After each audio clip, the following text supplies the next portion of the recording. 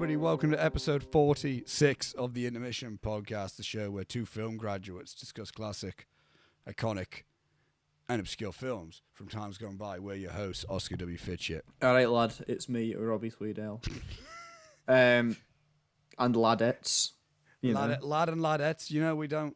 There might be ladies that listen to this podcast. Probably not. But when I looked at the analytics, right? Oh yeah. I did a bit of. I looked on the Spotify. Okay. The podcast platform analytics. Yeah. Believe it or not, on the YouTube analytics, we are still very dominantly a male viewed product. What a twist. With a bit of the women. With a bit of women. Oh, okay. Listen to this. Majority in like the 18 to 25 age range as well. Yeah. Similar strength in age range with the podcast listeners. Mm-hmm. But apparently we've got loads of the on the male side of things. Yeah. Thank you, Mum. My mum just dropped. Hi, Geraldine. No, she's good. Fucking bollocks. So, but it's like, but we've got quite a big. There she is. Our entire female audience just walked in and out again. My mum is waving at you, but you can't see because of my background. Hello. Saying hello. Thank you. Bye bye. Okay. Bye bye. There you go. There's a camera from my mum that you didn't see. But apparently we have like a decent non-binary audience on the listening side of things. Nice one.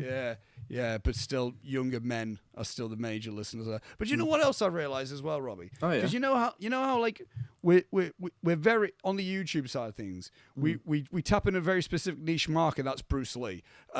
Yeah. And Big Boss hasn't soared as high of heights yet, but it's like nearly a 90 views right now already. Well, that's pretty good. That's still a good view count for us. Yeah. I think. But you know, whether it's like Bruce Lee or like general Asian cinema, because our samurai episodes always do really well. Yeah. So that's true. we seem to do really well on like the Asian cinema based things on YouTube. On the podcast platform, our most listened to podcast episode. Oh yeah. Have a guess, Robbie. Oh shit. Okay. I've never thought about this. The Godfather. The Godfather Part 3 is our most listened to. Is it really? Yeah. Oh, okay. And then at number 2 is Harakiri. So Harakiri is like the only over, but then like 3 and 4 is The Godfather 1 and 2. And then Apocalypse Now is within the top 10. So we do really well with like, I think Casablanca's also in our top 10. So I think we do really well on the podcast platforms with like the really known classic films.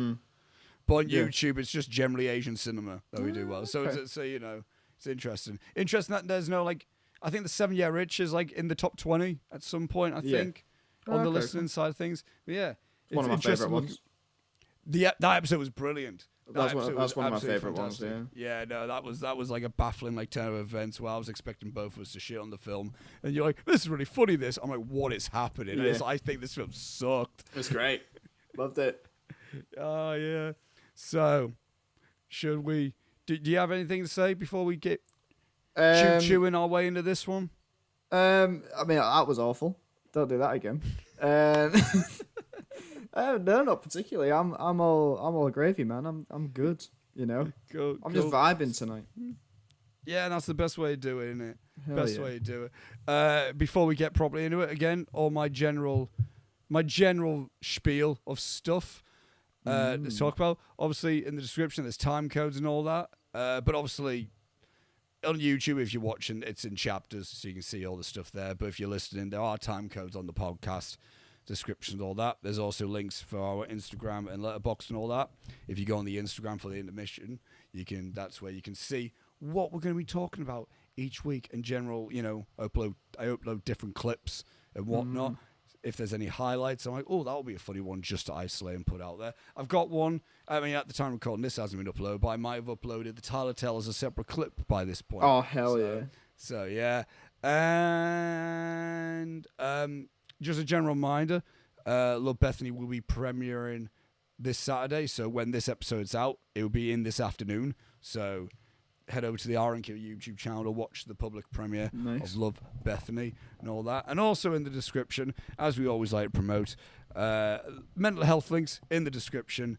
for all, whether it be UK or America. I've got Mental Health America also within there as well. So I've got a general international catalogue of mental health information, links and whatnot. If you or someone you know is in a rough place, they're not the solution to your problem. They're the first step to your problem. Like I always like to promote there. So yep, always there. Look after your mental health, everyone.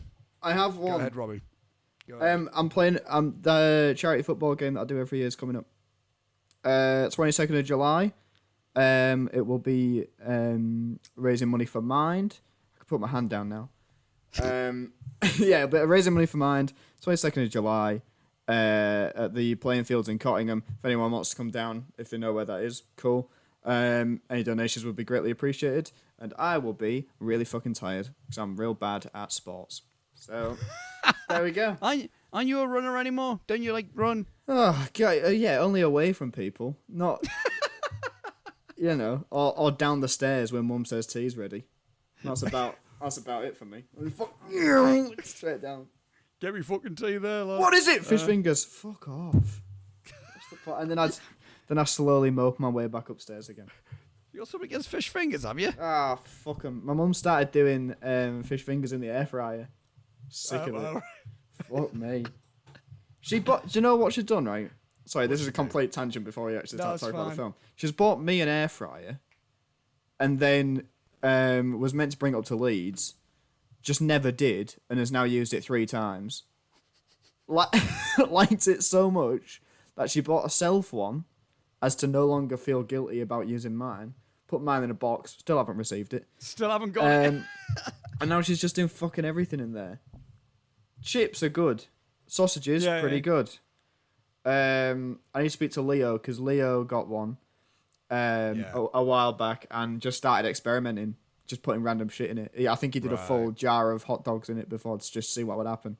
What the fuck? It worked, so that was good. I mean, I don't know, but it's just an odd thing to think about. A jar of hot dogs and an air fryer. Yeah, not in the jar. He took them. No, I knew what that. Took them out the jar. That's a very Leo Bradley thing to do, isn't it? Not put the jar in. I mean, just put a whole hot dog thing in an air fryer. Yeah.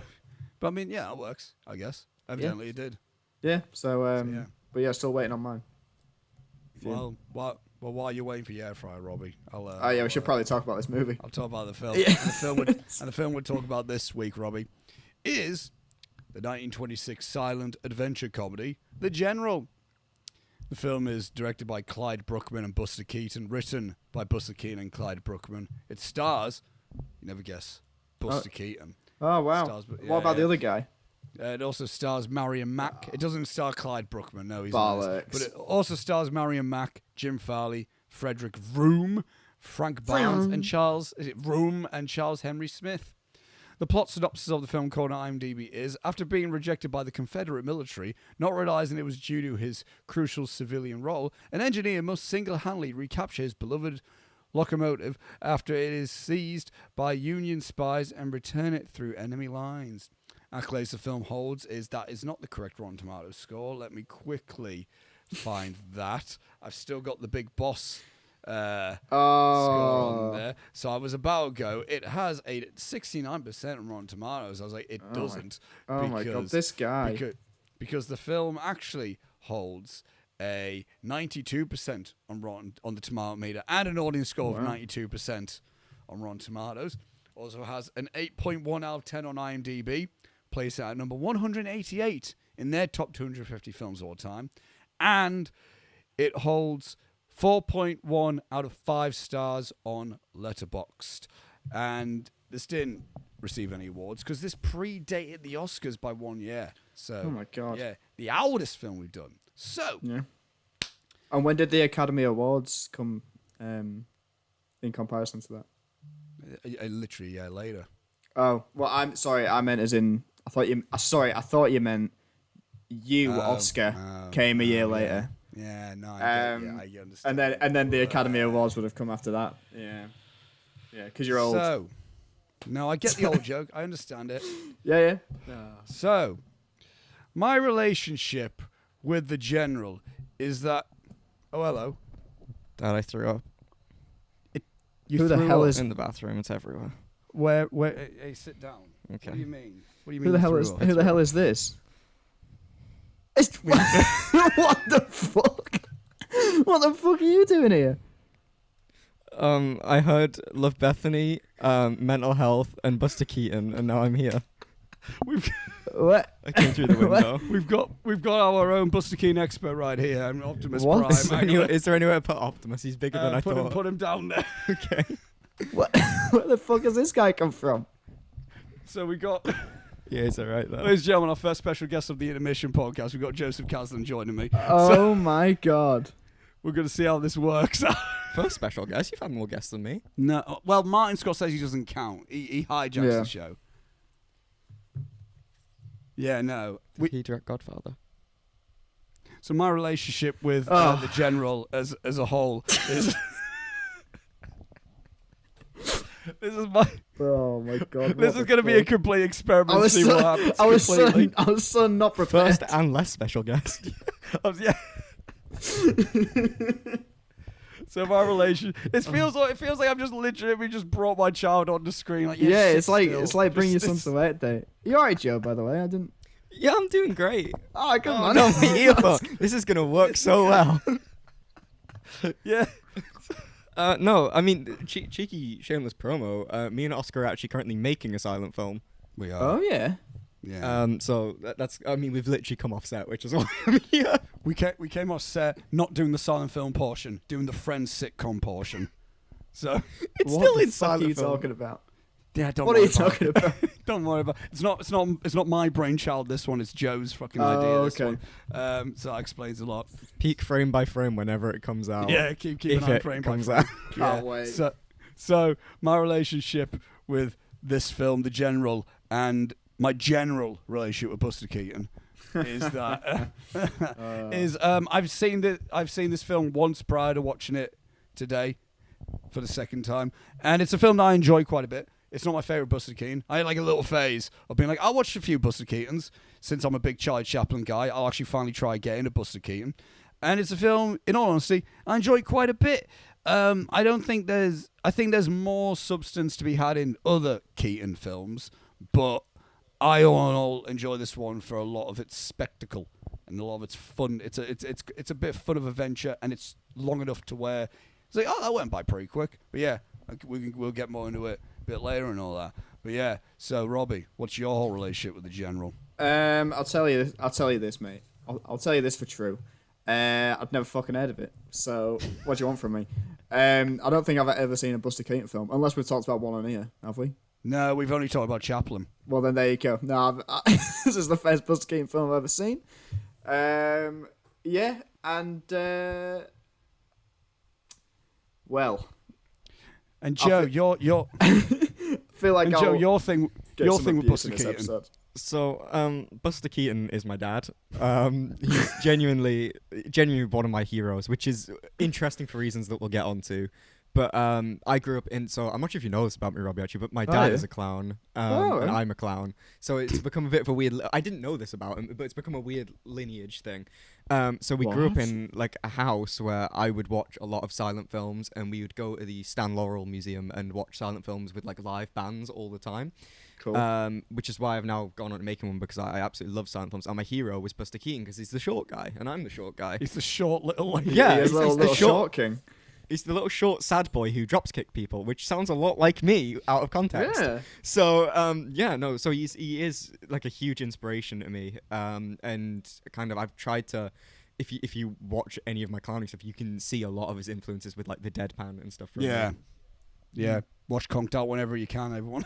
Whenever that's out. Hell yeah. So yeah. So Robbie, your Yeah. thoughts on the general then?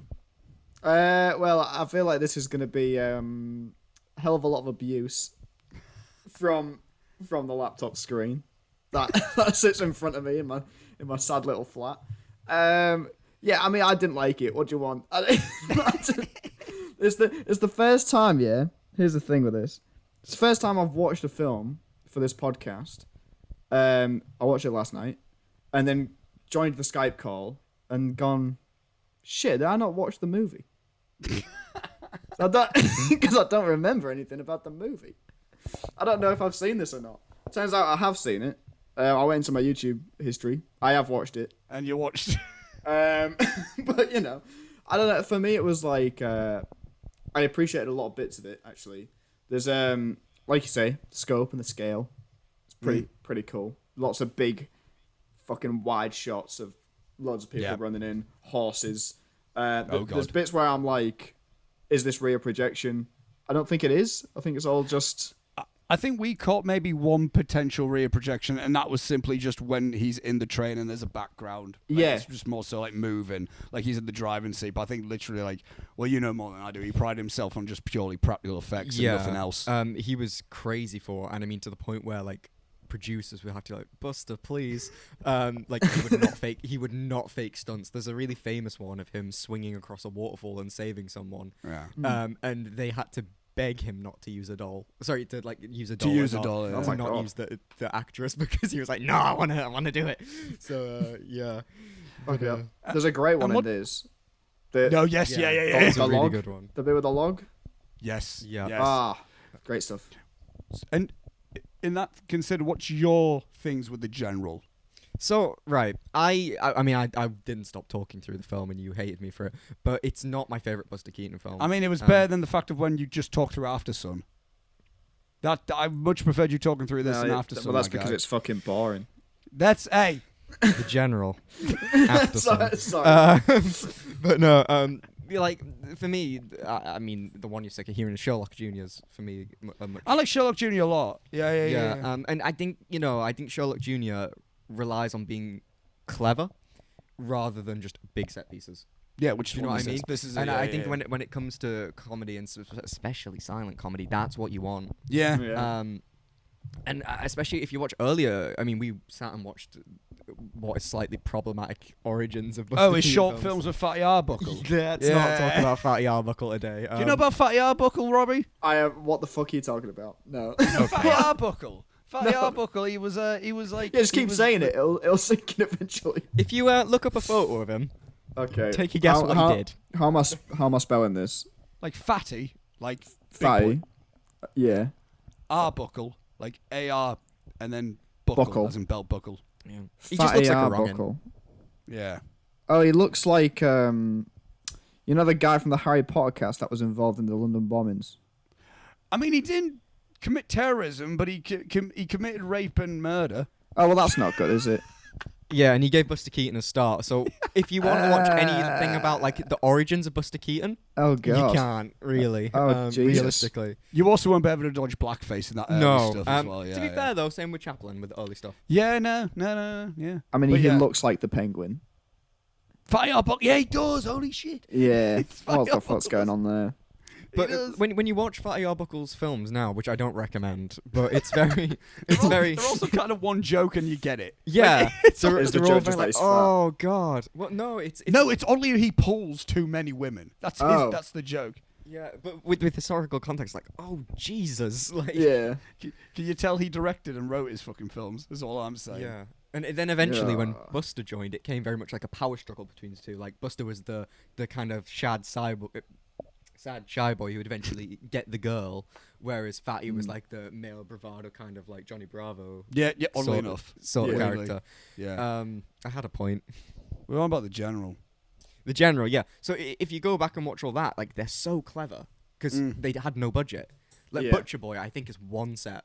Yep. One set, and they have a molasses tap and flour, and they make like an entire 20-minute film out of it. Yeah. Until there's like the weird part 2, which we don't talk about. But, but the general is kind of like, if you think like mid-20s, I think this is even like my favorite. Like this, I know some people who like have this film like as like a highly heralded, like this is one of my all-time favorite silent classic comedies, and it is like Keaton's most iconic film. Like it's a thing where like it's.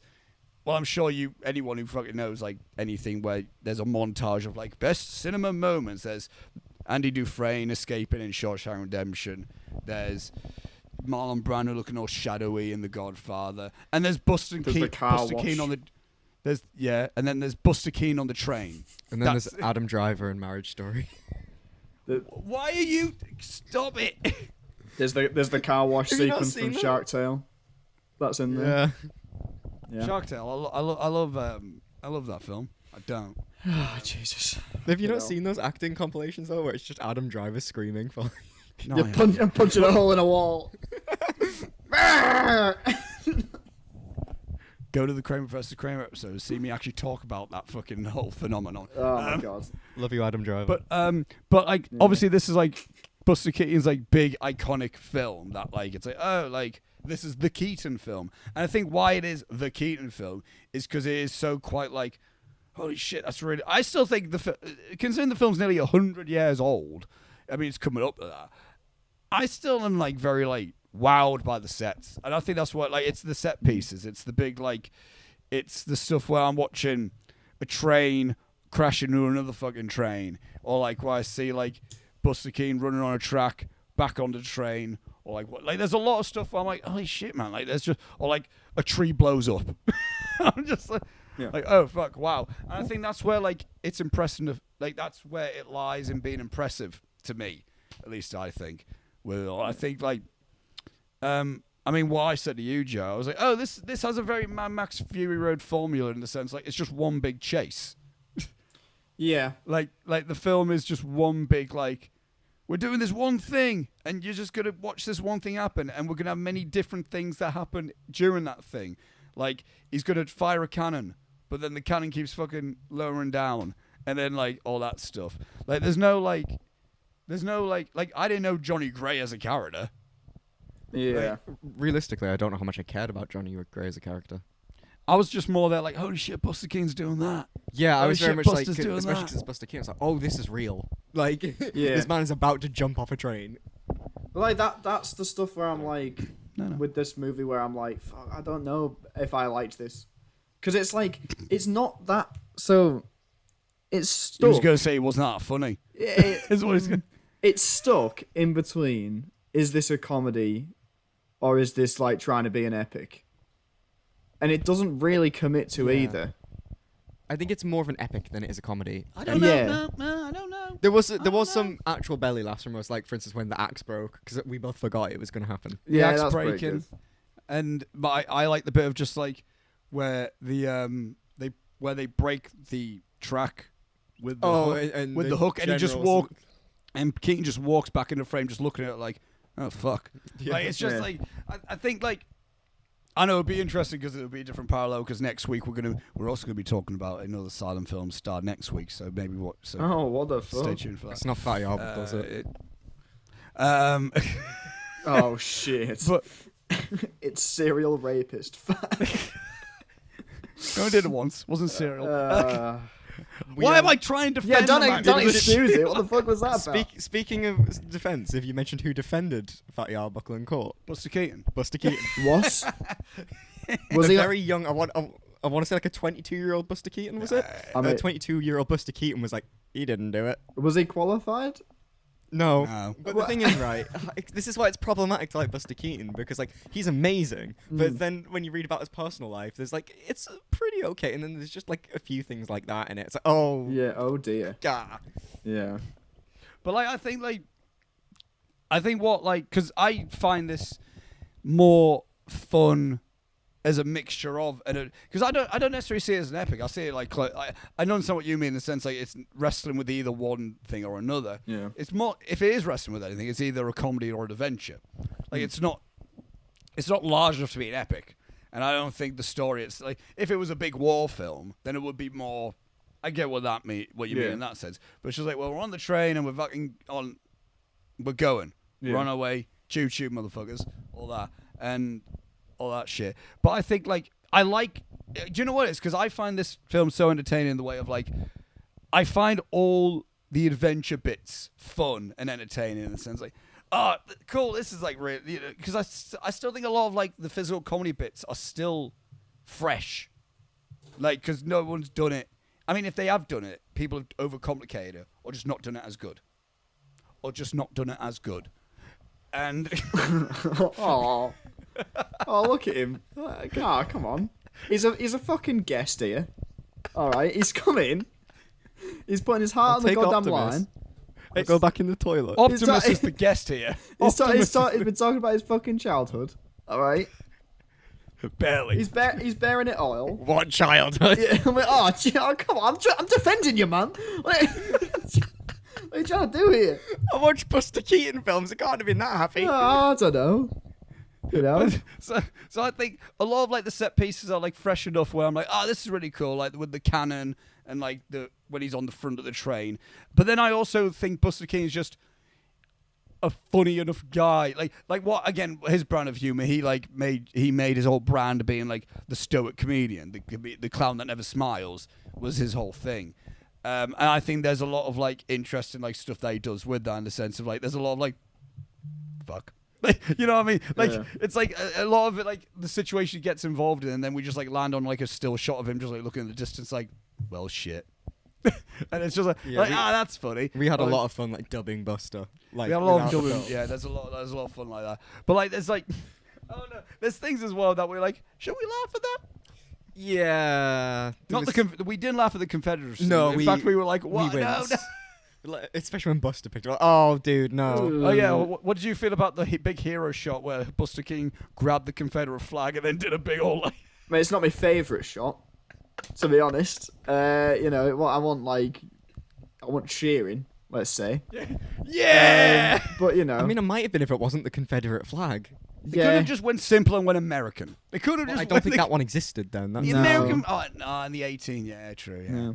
I'm also here for the history. Yeah, he's here for the history. He knows what he's talking about. I think I don't know. Like, see the wartime setting, right? Mm-hmm. You know how you said it's about him wanting to get his train back. Yeah, it's not really, is it? It's about it's about him wanting to get a girl back. Well, both, because he has two loves: his engine and his broad. Yeah. Oh god. But on that, yeah. Can we talk about who those kids were at the start? Because we still have no idea. Which kids? At the very beginning, where just two kids followed Buster Keaton to where he went to visit his girlfriend, walked in the house. The two kids. Oh yeah, he did have two kids with him. No, they're not. And then he just walked up to them, opened the door, they shimmied out, shut the door, never saw him again. Robbie, this is 2 weeks in a row that we've had another confusing child thing happen at the beginning of the film. The Big Boss had this where we're like, who's that kid? Yeah. And then this one also has, who are those two children? But, maybe next week's gonna be maybe next week's gonna be like, who are those three children? Yeah. Well, like, yeah. Sorry, I was so distracted at the beginning of this movie because I was like, oh, Wes Anderson is quite clearly a Buster Keaton fan because you can see. That's what we said. You can see so much of that, so much of his films and his style and you know the stuff that everyone's getting inspired by on TikTok at the minute and makes me want to gouge my eyes out with a fucking spoon. Look at you, Gary. Look at you, fucking Gary. Did Gary do one? Technique talk. Gary's done two. Oh, for fuck's sake! They're Please tell me it's with like a McLaren. They're insufferable. I hate them. Angus told me about them, and Angus introduced me to this whole trend. And he's like, they never frame it right. They don't do it right. No, it's always on an angle. They don't get it. Yeah, they don't get it. Oh. They just put a filter over it, and then it's like that's not.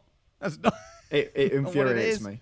But yeah, there's a lot of that at the beginning of this, and I was like, oh, okay, you can see a nice little influence. That's pretty nice, pretty tasty.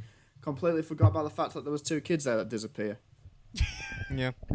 But no, I think about Buster is he really like depth in shots because we were talking about when we're. This is how we worked on when we did the silent film section of your film. Yeah, he loves like a really long shot and all the action happening in the background with someone just in the front just chilling. Yeah, it's kind of. There's not as much of that in this one because I think the whole film it tries to do more of the framing of like we're watching the train. It's quite hard to do that on a train. I mean, he does enough in the sense of like when we're watching at the back and he's lobbing stuff. Yeah, and then, that's really like we're going from him fueling the train to walking back getting the log. I suppose him on the cattle car at the front when he's riding that kind of plays into that. Well, also when he's on the front of the train. I mean, the background right now here is also an example of that, where the train's like going. And your backgrounds are Robbie. Yeah. Also. Yeah. The best Star Wars film. Just don't be a fucking idiot, Joe. You know, you're a guest here, and I don't want to insult you, but don't say shit you can't take back. You know. I would not. I'd die from that hill. Oh Jesus Christ! No, this is pod racing. I've seen. That's not the right one. I've seen. Have you watched the 4-hour cut of this movie behind me? Probably not. How did we get here? It's great. Sorry for reference for anyone that's listening to this and can't see my background. It's General Grievous from Episode 3, Revenge of the Sith. Yeah, there's a 4-hour cut, Joe. You should watch it. It's great. Oh well, I base my personality as a child off Hayden Christensen in that film, so I'll stick with Is that why you're such a mopey prick? that. So watch Love Bethany.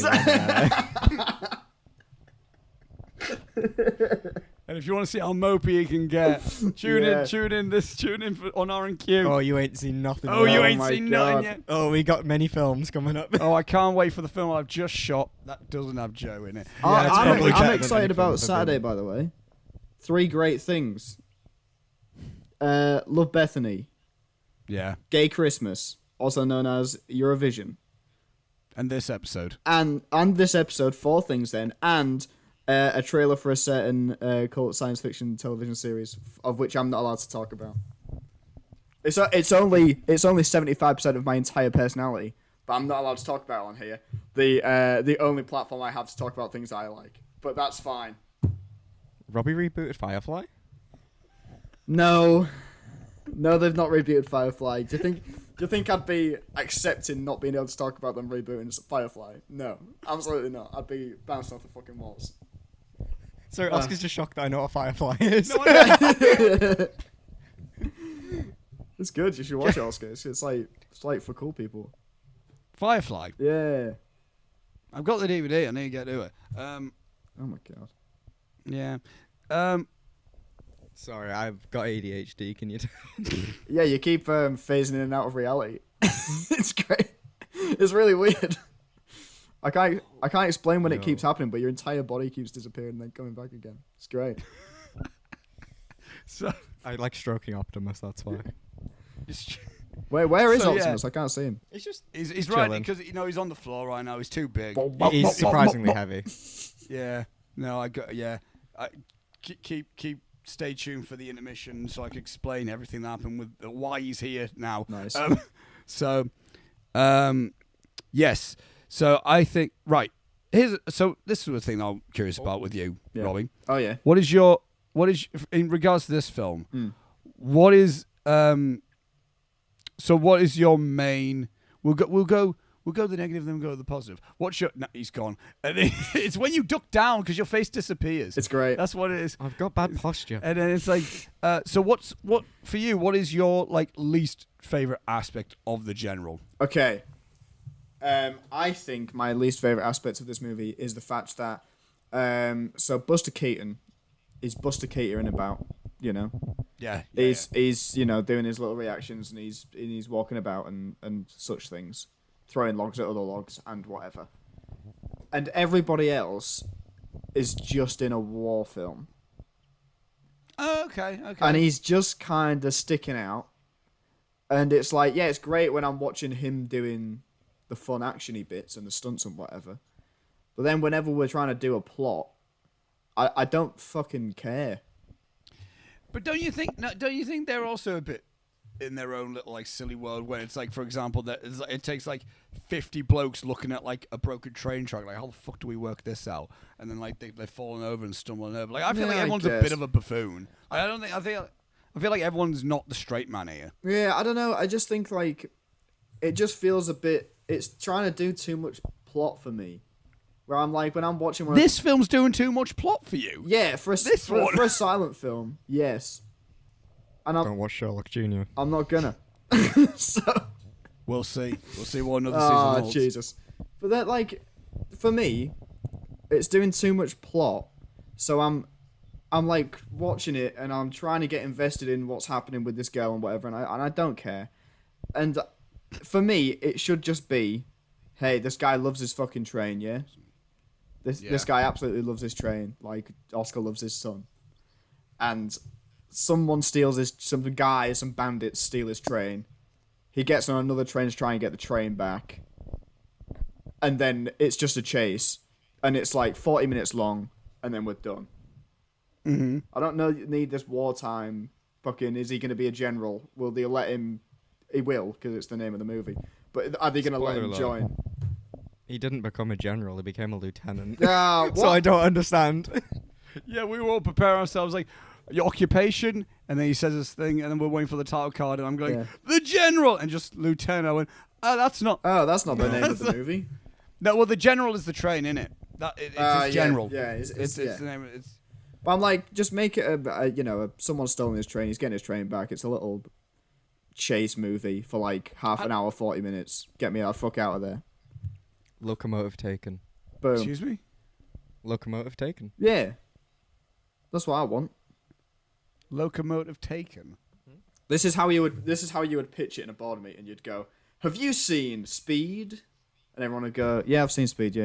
And they're like, "What if it was Speed, but the movie Taken?" How would you pitch back in the day? You'd be like, "Have you seen the film?" Oh no. No. Did you? Yeah, what would you do then? I'd say. Did you see when those guys made that train come into a station and everyone thought it was going to come out the screen? Apparently, they're like, the Lumiere. Was it the Lumiere brothers? Yeah. Was it them? And the executives are like, "Yeah, I got real scared actually. I pissed myself a little bit." And they're like, "Yeah, what about that? But somebody steals the train." And they're like, "You got a picture." Sorry, we're gonna get that one guy who was in a load of Fatty Arbuckle films, but now Fatty Arbuckle's an old thing, Yes. so bring him on board. Bring him along. Bring him on the train. Choo choo. Choo choo. That's what I want.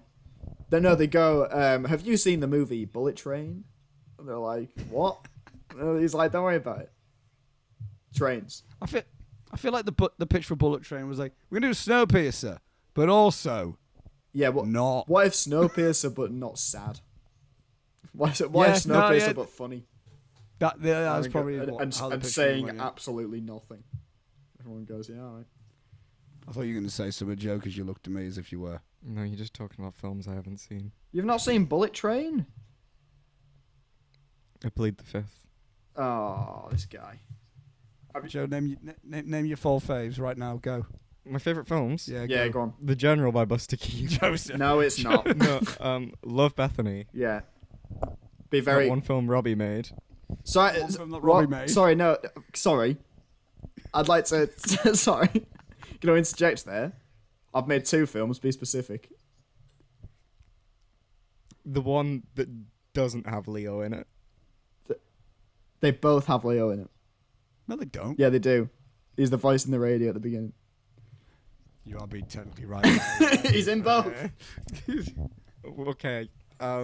Leo doesn't have an IMDb. Say credit the for that, name, though. Joseph. Remember the name of the film. I fucking. Revenge of the Sith. No! Say my name. Say my name. Are you actually genuinely asking me for my top 5 favourite films? Yes. I have to think. Yes, it's a No, rite don't of worry it's a about it. rite of passage for the podcast guests. We like should have they're done it gonna at the get beginning, judged. really. We'll get that in the intermission. We'll Okay, get the intermission should I think about it? throughout the rest of this discussion. Yeah, yes. it's going to be a lot of Timothy Chalamet. Oh Jesus! So, so that's an aspect. So, Joe, same thing. Is there what's the aspect of the general that you're not fond of? I mean, apart from the Confederate flag. But to be honest, I mean, we commented on the time, but the treatment of women wasn't great. When you start choking it out a bit, then kissed her. Yeah, and then kind of got really yeah. upset when she very reasonably got caught in a bear trap that she couldn't see. Yeah. It's the bit as well where she's handing him logs to like lay on when he's going to light the bridge on fire. He just And throws one back at her. He just lobs one back at her like, you stupid bitch. That's a tiny one. What am I going to do with that? You fucking idiots! So yeah, I was just like, even knowing the time period and knowing it wasn't going to be great, it was a little bit much still. I found. I don't know. I don't know. No, I can understand what I can Do you know understand. what I mean? Like it was a little bit much even for then. No, I don't know if it was too much for then. I mean, that's true. But yeah, no, I think But I've talked to you about this a lot, but like I watch silent films as kind of like my comfort thing while I sleep because I don't sleep well. So I throw on a silent film, I turn my like TV like light all the way down so I can just watch like a really like dark silent film in the background. And I get jump scared by like the time period all the time, like racism or like you know, like oh no. It's when me and you and Connor were watching like a load of Keaton films here, and there was just that one bit where it was just like Fatty Arbuckle was like, "Oh, I'm gonna pull this woman now," and then he goes at the woman, she turns around, she's black, and he's like, "Oh," and then he just runs away. It's like, my oh God. dear, It's dear. It's the end of Coney Island. That's right. Yes, that's right. It was like, oh, There's an okay. alternate on the DVD. It was like alternate ending because the first ending was really offensive, and we like clicking. Like, What surely? What? we were like genuinely because of how bad that film is already. We're like, Yeah. what could they have pulled that was so bad that had to have an alternate ending? Yeah. So I think for me that's what upset me. But to be honest, I think from a spectacle point of view, it was beautiful. The general. Yeah, the shots, beautiful. The set piece is incredible. I think the fact that, you know, a lot of the time Buster didn't fake stuff made it terrifying to watch, but in like an exhilarating way. Well, I said this to you. I was like, if Spider-Man was invented around that time, Keaton would have been the perfect man to do 100%. it. Like, just like, give me a rope and I'll swing. Do it. I'll fucking do it. Yeah, I mean, he already did do that stunt quite a few times. That's what I mean. Yeah. Backstage, terrifying. If you get a chance to watch Backstage, he runs from like the back of a theater. You know, like Is that the one where he grabs the car and he goes flying? I don't think it is. No. Right. But he's in like, you know, the upper circle of a theater, Yeah. and he jumps and swings from like a rope and just drop kicks someone in yeah. a wanna, and it's terrifying. Yeah. I think that's what in terms of these things that it's difficult for me to say like things I dislike or like I'm not too hot on this film because I feel even though it's not like necessarily like a big favorite of mine, in a sense, I like this isn't one that's necessarily like there's like a few silent films I've watched and I mean I've watched a lot of Chaplin where I'm like fuck that's like I'm really impressed with the comedy and I'm really like the actual emotional resonance and the story of that actually does hit quite a lot. Whereas like I haven't really watched a Buster Keaton film that I've like been really like but I think that's also not his thing. I don't think his thing is to like get you emotionally like in there. Like Chaplin's whole thing was like we're gonna get you emotionally invested in the romance and the story about family if you're on about the kid and stuff or like the actual story of him trying to find love and all that. Like whereas Keaton was more of a thing of like right we're gonna do this thing in camera where a house falls and it just misses me. Or like we're going to do this thing where a car's going to go speeding past me. I'm going to grab it and fly off with it. Like that's his thing. It's almost like horror in the sense of like you don't want to look away.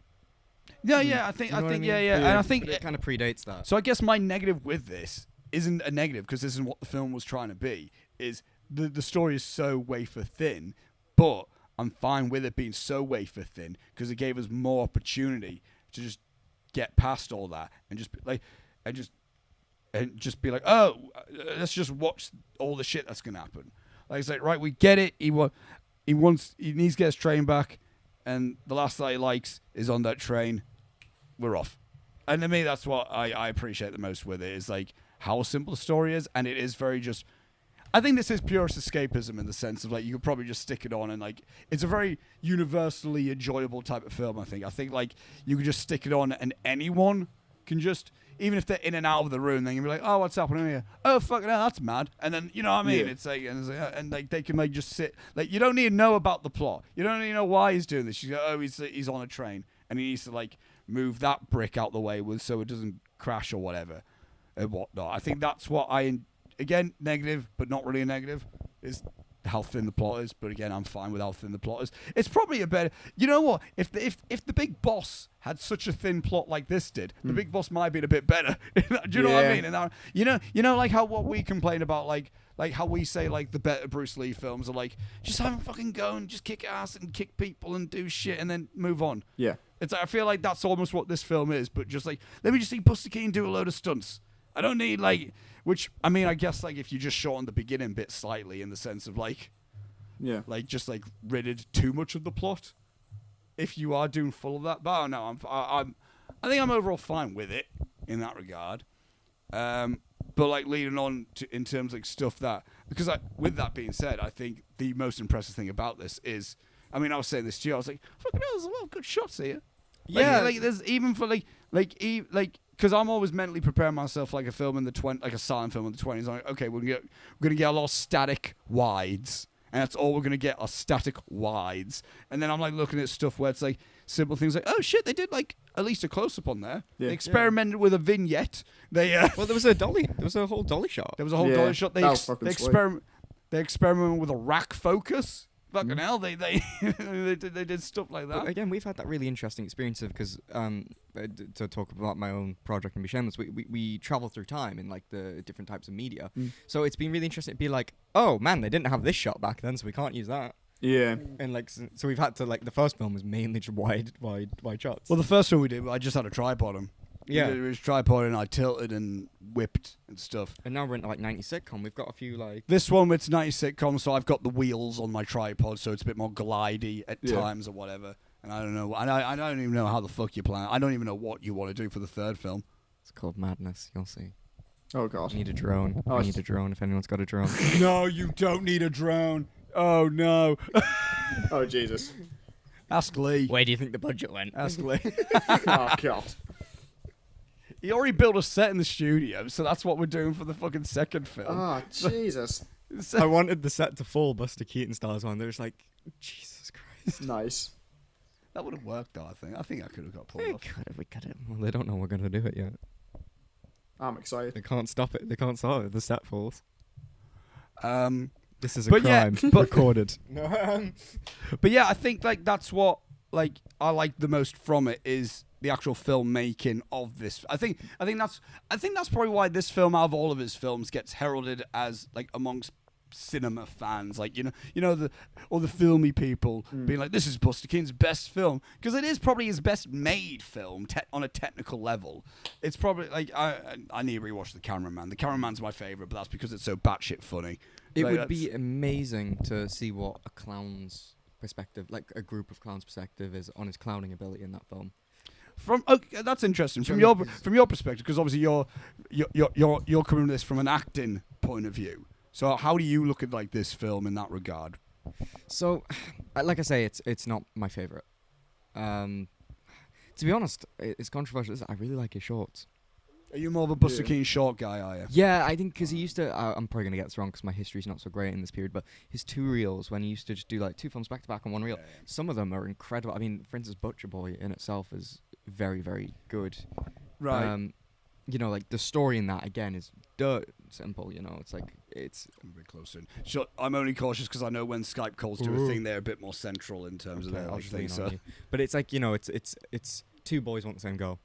yes, yeah, and they're gonna like try one up each other, and it's so simple. And like I keep talking about Butcher Boy and Sherlock Jr., but you know what I mean. It's Sherlock Jr. is like a 45-minute film, and that's like a good mix of story and set pieces. and I think. The other thing is, I know that like Chaplin, for instance, you're probably gonna kill me for saying this because you know that I'm Keaton till I die.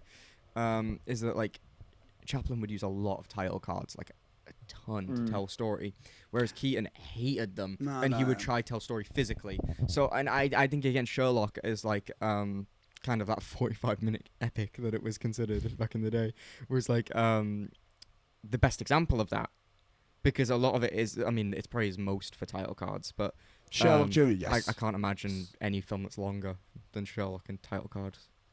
No. I think I agree with you in the sense of so do you think like the way Buster Keaton's storytelling is, like his method is very much more so set piece, that it works better when it's not feature length. It's mainly like it's his physicality, and I think sometimes that physicality doesn't hold up over time. Okay. I think because obviously like imagine trying to do those let's say that had like however long a film, and you're putting yourself through that every day. Eventually you can be like, maybe not this stunt, maybe we ease off this bit. So I think with the short ones, I mean, I there's one house, I think it's called like Electric House or something, I can't remember the name of the film, I'd have to look it up, but he broke his leg in it, and he still filmed it, but he readjusted the so entire he did a film. Tom Cruise, did he? Tom Cruised it. he shot the entire film with I think his leg out of frame. Jesus Christ. So do you know what I mean? So I think that's why he lends himself better to shorts. Yeah. Right, yeah. I agree wholeheartedly. Yeah, I mean, I need to rewatch The Cameraman actually, but from my memory, The Cameraman has a lot more of a plot. Yeah, and oddly enough, The Cameraman does feel more like Keaton doing his best Chaplin. Yeah, and I think in as well that regard. from Robbie's perspective, because obviously not like a fan of silent films as it turns out. Well, he's seen this and City Lights. City Lights is a banger. Sorry, and Sunrise. Thank you. Oh, you did see you watched Thank you very Sunrise? much. Yes, you have watched Sunrise. Yeah. I think it'd be very interesting to like see him taking shorts. Because I think shorts are so much more palatable, and also another thing that we're trying to recapture with the film at the moment is that silent films in the original context are actually played with like an orchestra live, so they can make like funny. It's more of a show of it. Yeah, they make funny boings when like the logs would be thrown and stuff, which adds to it massively. That's the thing, because I'm interested in this because I didn't properly, because we didn't watch the version on YouTube. I've got the Eureka Master of Cinema Blu-ray, which actually has Sherlock Jr. and Steamboat Bill Jr. That's the one I haven't Yes, seen. I haven't seen let that. me check the case. I haven't seen that one yet. The But- Keaton expert is failing over here. But yeah. But so I don't know what the score was like in that regard. But what we noticed, because that's also the thing with a lot of silent films, like depending on which restoration you get, they get different different compositions. But the score that came with the Master Cinema version, It was banger. It was I great. fucking it was really did There was really like well. some Yeah. epic music when they were like jumping and stuff. There was some great music, however, it was ruined by a Confederate flag. When Buster was charging up the hill, it was Hell like yeah. you know, we were, at one point I was getting quite emotional from the music. Yeah, no, they did really well. Oddly enough, they did weird Foley as well. I don't know if this was in your one, from your memory as well, Robbie. There was like a bit where like, I think like, Was it a window slam? I think it's when they were sneaking in the house and had to be quiet. yeah, I think there was like a window got shut and it literally sounded just like, No, I don't Oh, remember so- that. oh yeah. So we have like, there's like 3 bits of random I Foley think, it in was the like I think it was like a gunshot Foley, a window shut, and then like a vase smash maybe. No, it might be in a metal. Thunk. It might have been It with the might have log been, on like- when the Yeah, when you yeah, hijacked yeah, the train. yeah, again, I but can't remember. But there's like, it's weird enough. I'm like, oh, okay, that's something I didn't Yeah. expect. Bit of a jump scare every now and again. There was that one train jump scare where we were trying to. That was our fault. That wasn't this film's fault. We were like trying to read what was on the side of the train. It's like WA, and then it's when the train went up onto the elevated bit, the track that was Oh, going to yeah. like tip the. It's just like so we're like WAB. Like fuck. I still want a petition for us to dub over a Buster Keaton film. Do you know what? Yeah. You know what? Funny enough, right? I feel like, again, I enjoyed this film first time watched it by myself anyway. But there's also some. It's what I discovered when we watched all those Buster Keaton shorts with me, you, and Connor, where we were just like, there's something almost just fun about watching some silent films with with a group almost, Yeah. because it almost like you could almost be a bit like, what the fuck's going on here? Because you're not missing any plot as long as you're watching it. You know, you don't need to listen to what's being said. You can just be.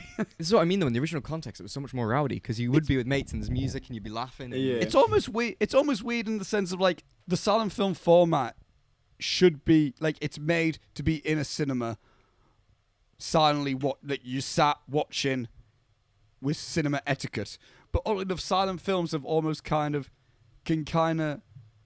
transition really well in the modern time where Well, people can it's- just not pay attention fully. It comes from Circus Also- and Vaudeville, which you know obviously is Right. in love with the audience. You know, Yeah. as a clown, you never want to leave your audience alone. At least that's me. Yeah. I love to I just want to be in the audience constantly. So here's my other question for you. So from a clowning perspective, Yes. in this film, for an example, because I know clowning's your main. Well, when I'm not being a sad boy for you. When you're not in my films, and when you actually get given Expert sad direction, Whoa. I'm so glad Robbie talked over that because I can't just. But like, Whoa. Leap that. Whoa. no, I'm not. One thing you need to know, Joe, I don't edit a lot of this shit out. Is that because you can't, or is that because? Whoa! All right, okay, yeah. But like, Oh, but like, dear. when you're in terms of your performance, when you're like your stage performance more so than your screen performance, your main craft is clowning and that form of acting. How in this film, for example, what's like your look on Keaton in this film in terms of the clowning methods of it all? Funnily enough, it might just be me, but he comes across more of a. Oh, here I go. He comes across more as a more of an action hero Okay. in this Okay. one. Right. Yeah. Like, you know, when I think of Keaton, like if I close my eyes and think about him, he reminds me of like, you know, as I often do at night. Yeah. I always see him like doing his little like kind of little waddle down the street, like, oh man, oh That's geez. Chaplin. Chaplin's When the waddle. Buster does it as well, you know, he does his like hands in the pockets, little, Oh yeah. Okay. you know, his little kind of, and you know, he comes across as like quite. I guess like, you know, the Great Stonewall, quite feeble and quite Yeah. like, oh man, life's been so hard to me, but hey, I'm still here. I wish this house would fall on me. Oh, it fell around me. Like, you know, Yeah. that sort of thing.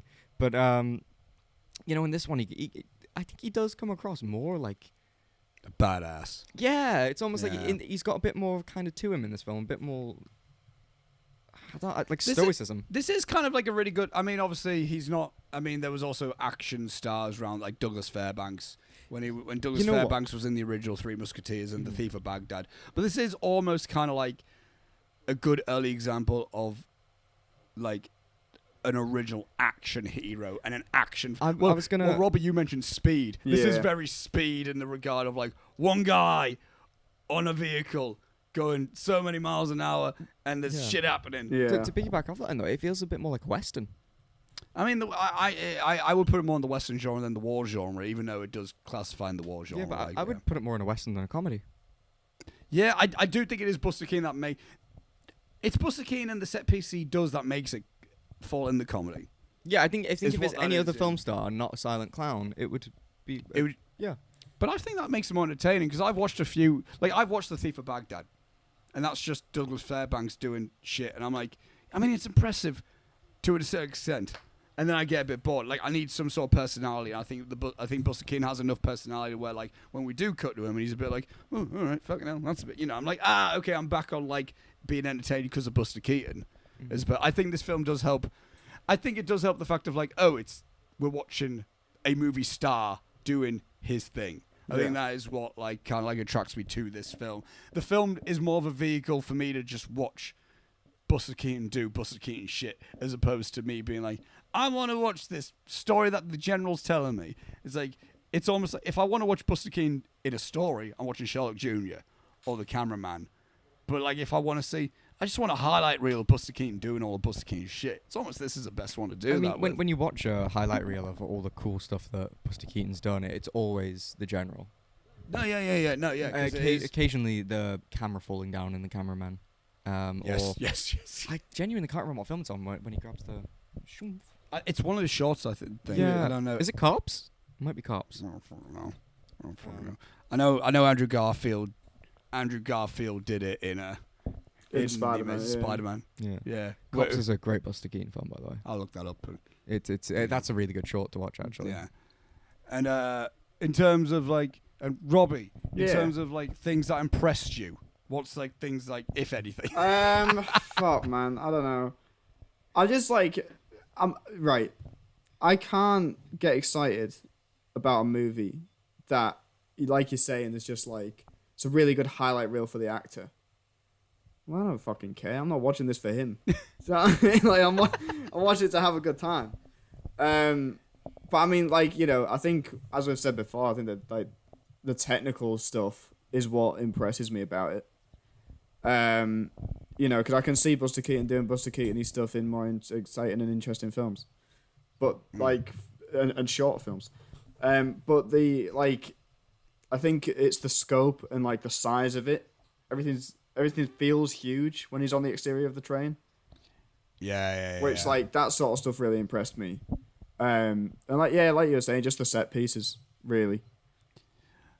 And I mean, it's always impressive to me when I'm watching that train on the bridge that blows up. Yeah. Always impressive to me, and I think it does help. It's like, I think that was like the most expensive shot in film history for like the longest time, at least. I'm sure there's surely. I don't know. With inflation, it still might be. Yeah. It still might be the most expensive shot, even with inflation. Talking about an incredible feat of clowning, though, when he sat on the train and it drives off on the edge. When his missus name his missus just basically goes, yeah, if you're not a soldier, I don't want to fucking talk to you. See ya. And he's just kind of like, Yeah. and then the train. That's incredible. Yeah. That's so hard to do. That's like especially great shot. deadpan. It's like he's still. It's like they just kind of like plonked him. Yeah. But that's very Wes That's a bit Anderson. of the Michael Jackson thing. No, it Yeah. is. I think that's also what impressed me a lot in terms of the cinematography. It's like it's really well framed. Yeah. Like the symmetry and the kind of like motion of it. I'm like, fuck, this is like. I went to you. I was like, this feels very Wes Anderson. Yeah. And I think that's why I can appreciate a lot from this. Again, from a visual point of view, is it's not visually boring. Yeah. I think there's not. It's not like. Again, it helps. It's a mid-20s feature film, so obviously it's going to be a lot more bigger and a lot more budget behind it than like a mid-1910s short film, where a lot of those films are just variations of the same shot, and it's just big, wide, flat. Whereas like this one's got like, we've got this shot. This film is not. It's not absent of its wides, but it feels almost like the wides are intended to be more like, well, this is the only way we can frame everything that's going to happen right now. Yeah. Yeah. Were you going to say something? I thought you were. Never mind. No, I was just gonna say we can't call them 20s films anymore because we're in the 20s now. 1920s. I guess. Oh yeah. my No, god. I call these 2020s. I'm not calling this decade the 20s, am I? It's the depressing 20s. Yeah. A century ago was the roaring 20s. This is the depressing 20s. Yeah. Yeah, I can Yeah. fuck with that. I'm in my depressing 20s. Let's go. Hang Hell on. yeah, man. Hang Let's on. fucking go, dude. Let's fucking go. Gags that I'm a fan of. I'll throw some of them off there. I think maybe my favorite gag was the sword. You did laugh a lot at the sword. I think I might have to go with the axe, you know. It really got me because I forgot that bit happened and just hit the axe snapping in half and he's like, well. I think the sword gag. I think I like the sword gag because it kept being a thing like sword fell, put it back on, sword fell, put it back on. It just kept fucking off, and then like the guy sniping all his men, and he goes, "What are you doing?" Flings it again, and then it's like, "Tell me you hit him," and then it hit him. I'm like, "Yeah!" It was like, it's like I get like that with any set piece. I mean, I talked to you about this, Robbie, about like when I'm watching like a good Evil Dead film, I just want set piece that made me go, fuck yeah, that was cool. That was like the sword set piece, like that was really clever and I really enjoyed that. That was a really funny bit and I enjoyed that whole motion of it. Loved him decking it over the sword actually when his belt kept falling down. Because part of me tells me that wasn't planned. There's a lot of shit in this. I feel like a lot of everything must have been planned, but there's a lot of stuff that feels very like rapid and raw. There's a lot of. I mean, did I show you how you write scripts? No. His scripts are not great. He literally writes like B.K for like Buster Keaton. Oh, okay. And then he writes what's going to happen and he like beat sheets the entire film. And I imagine he just handed this to producers like, make it. Make you know this. What I mean? Yeah. I mean, I've just sent you a photo actually of him trying to get one of his last films made. It's just him with a gun pointed at the director as like an old man. And he was that's how he got his film made apparently. Holy shit. But another comedy bit I liked was just the random knocked out soldier on the train. oh my god, yeah. When he ransacked the train, he came on, batted one guy over there with a log. He fell over, pushed one guy off the train, kicked the other guy off the train. Good Train kick was as well. yeah. Good kick. Shawn Michaels, eat your heart out, and then he like set the train off. But then there's just the bloke just laid out, and then like we forget about it. But then we cut to that exact shot again. It's like, oh shit, yeah, he's laying there, and then we move to another shot, like another scene. Then we cut back to that same shot, and he's like waking up a bit, and then he gets a log plonked on his head again, and then falls off, and then we don't see him till the end of the film where Buster Keaton like sees him. He goes, oh shit, bad news, mate. All your mates are fucking dead. I'm not sure if it's him, but I'm pretty sure we realised that was Buster Keaton's dad halfway through the film. Not that guy. Not that guy. Not Buster that guy. Keaton's dad is in the Oh. film. Oh, is he? Joe Keaton. Yeah. We couldn't figure out who it was, but he's definitely in the film. He's the shit. mustache man. It was like that narrows it down. Yeah. Yeah, no. no. Come on, man. If you go on Google and search Joe Keaton the General, a picture of him comes up, and we're like, he is there. We've seen him, I'm but we gonna just can't remember. I'm gonna have He a was little not look. important. Yeah. But Joe Keaton. Joe Keaton, his dad, who was in most of his films. Are you going to name your son Buster? So you can be Joe and Buster? The thought had passed my mind. But to be honest, I was going to name my next cat Buster. I thought you were. Oh, no, you don't have a cat, do you? My flatmate has cats. Yeah. We're just padding for Robbie to look at Joe Keaton. I can't find a photo of him in this, which is annoying me. Just in Google Images. Just type in Joe Keaton General. Yeah, I and then have you go. done, but it's not. I can't find which one is him. Should I open my... You find Every that image is and a I- different guy. Well, because it's going through different films, I think. Joe Keaton, General. It's There not he going to is. show up because of Oh, the back. God. Send it to him. Okay. Wait. That's not him in the General. Yeah, it is. No, it isn't. It is. Yeah, it is. Yeah, Same it at is. the Yeah, end, yeah. You know the guy that hands him the slip at the end? Oh yeah, the That's guy that Buster gives him the Keaton's dad. uniform. I think Yeah, so. yeah. This Yeah. is Buster Keaton's dad. Oh, okay, Yeah. that makes sense. That's. I like that ending as well. It's a nice ending. But those two trained in vaudeville together because he grew up in like a vaudeville family. So he was passed down from his dad. So then Buster put him in all his films. Okay. Another gag I liked at the very end of where he's trying to get some action, and then he just salutes. Yes. He's just like making just a string of salutes. Very un-Keaton like though. Is it? I wouldn't say that's more of a it's more of an Arbuckle thing actually. Whoa. No, in terms of like the persona. Okay. As in the clown, and because if you think about like what is it in Coney Island where he's very heroic, swoops in to save the girl, And Yeah. then he's very romantically takes her upon the pier and kisses her. Yeah. And that was very like, hey, yeah, I just saved the day. Like, Yeah, no. And what? No, I do. I do think that Keaton in this film does spend more time being the big hero than he does being the butt of the joke in this. Which I do think that's where it affects the comedy side of things. I think that's where, if we're on about like, because he usually plays quite low status. yeah, well, the cameraman, Exactly, the yeah. cameraman's a really good example of that. But yeah, no, I think overall for me, I think like my enjoyability of this film just comes from like I like seeing Buster Keaton, even though I'm not as big of a Buster Keaton like fanboy as you. Like Chaplin's more so my guy. Like I'm more of a Chaplin guy. Some people like Lauren Hardy. Some people like Me. Are you a Lauren Hardy guy? Yeah. I'm gonna have to try and fit a Lauren Hardy film at some point. Oh yeah, man. We could just like watch Way Out West, like all of it. Way Out West. Yeah, I got that thing. it's good. No, I like Way Out West. Am I just on for every silent film now? Is that what I do? Yeah. What are you doing next week? What are you doing next week? What are you doing next week, Joe? Hey. Let's throw on Charlie Day's new film. Charlie Day's new film. Is it A Fool's Journey?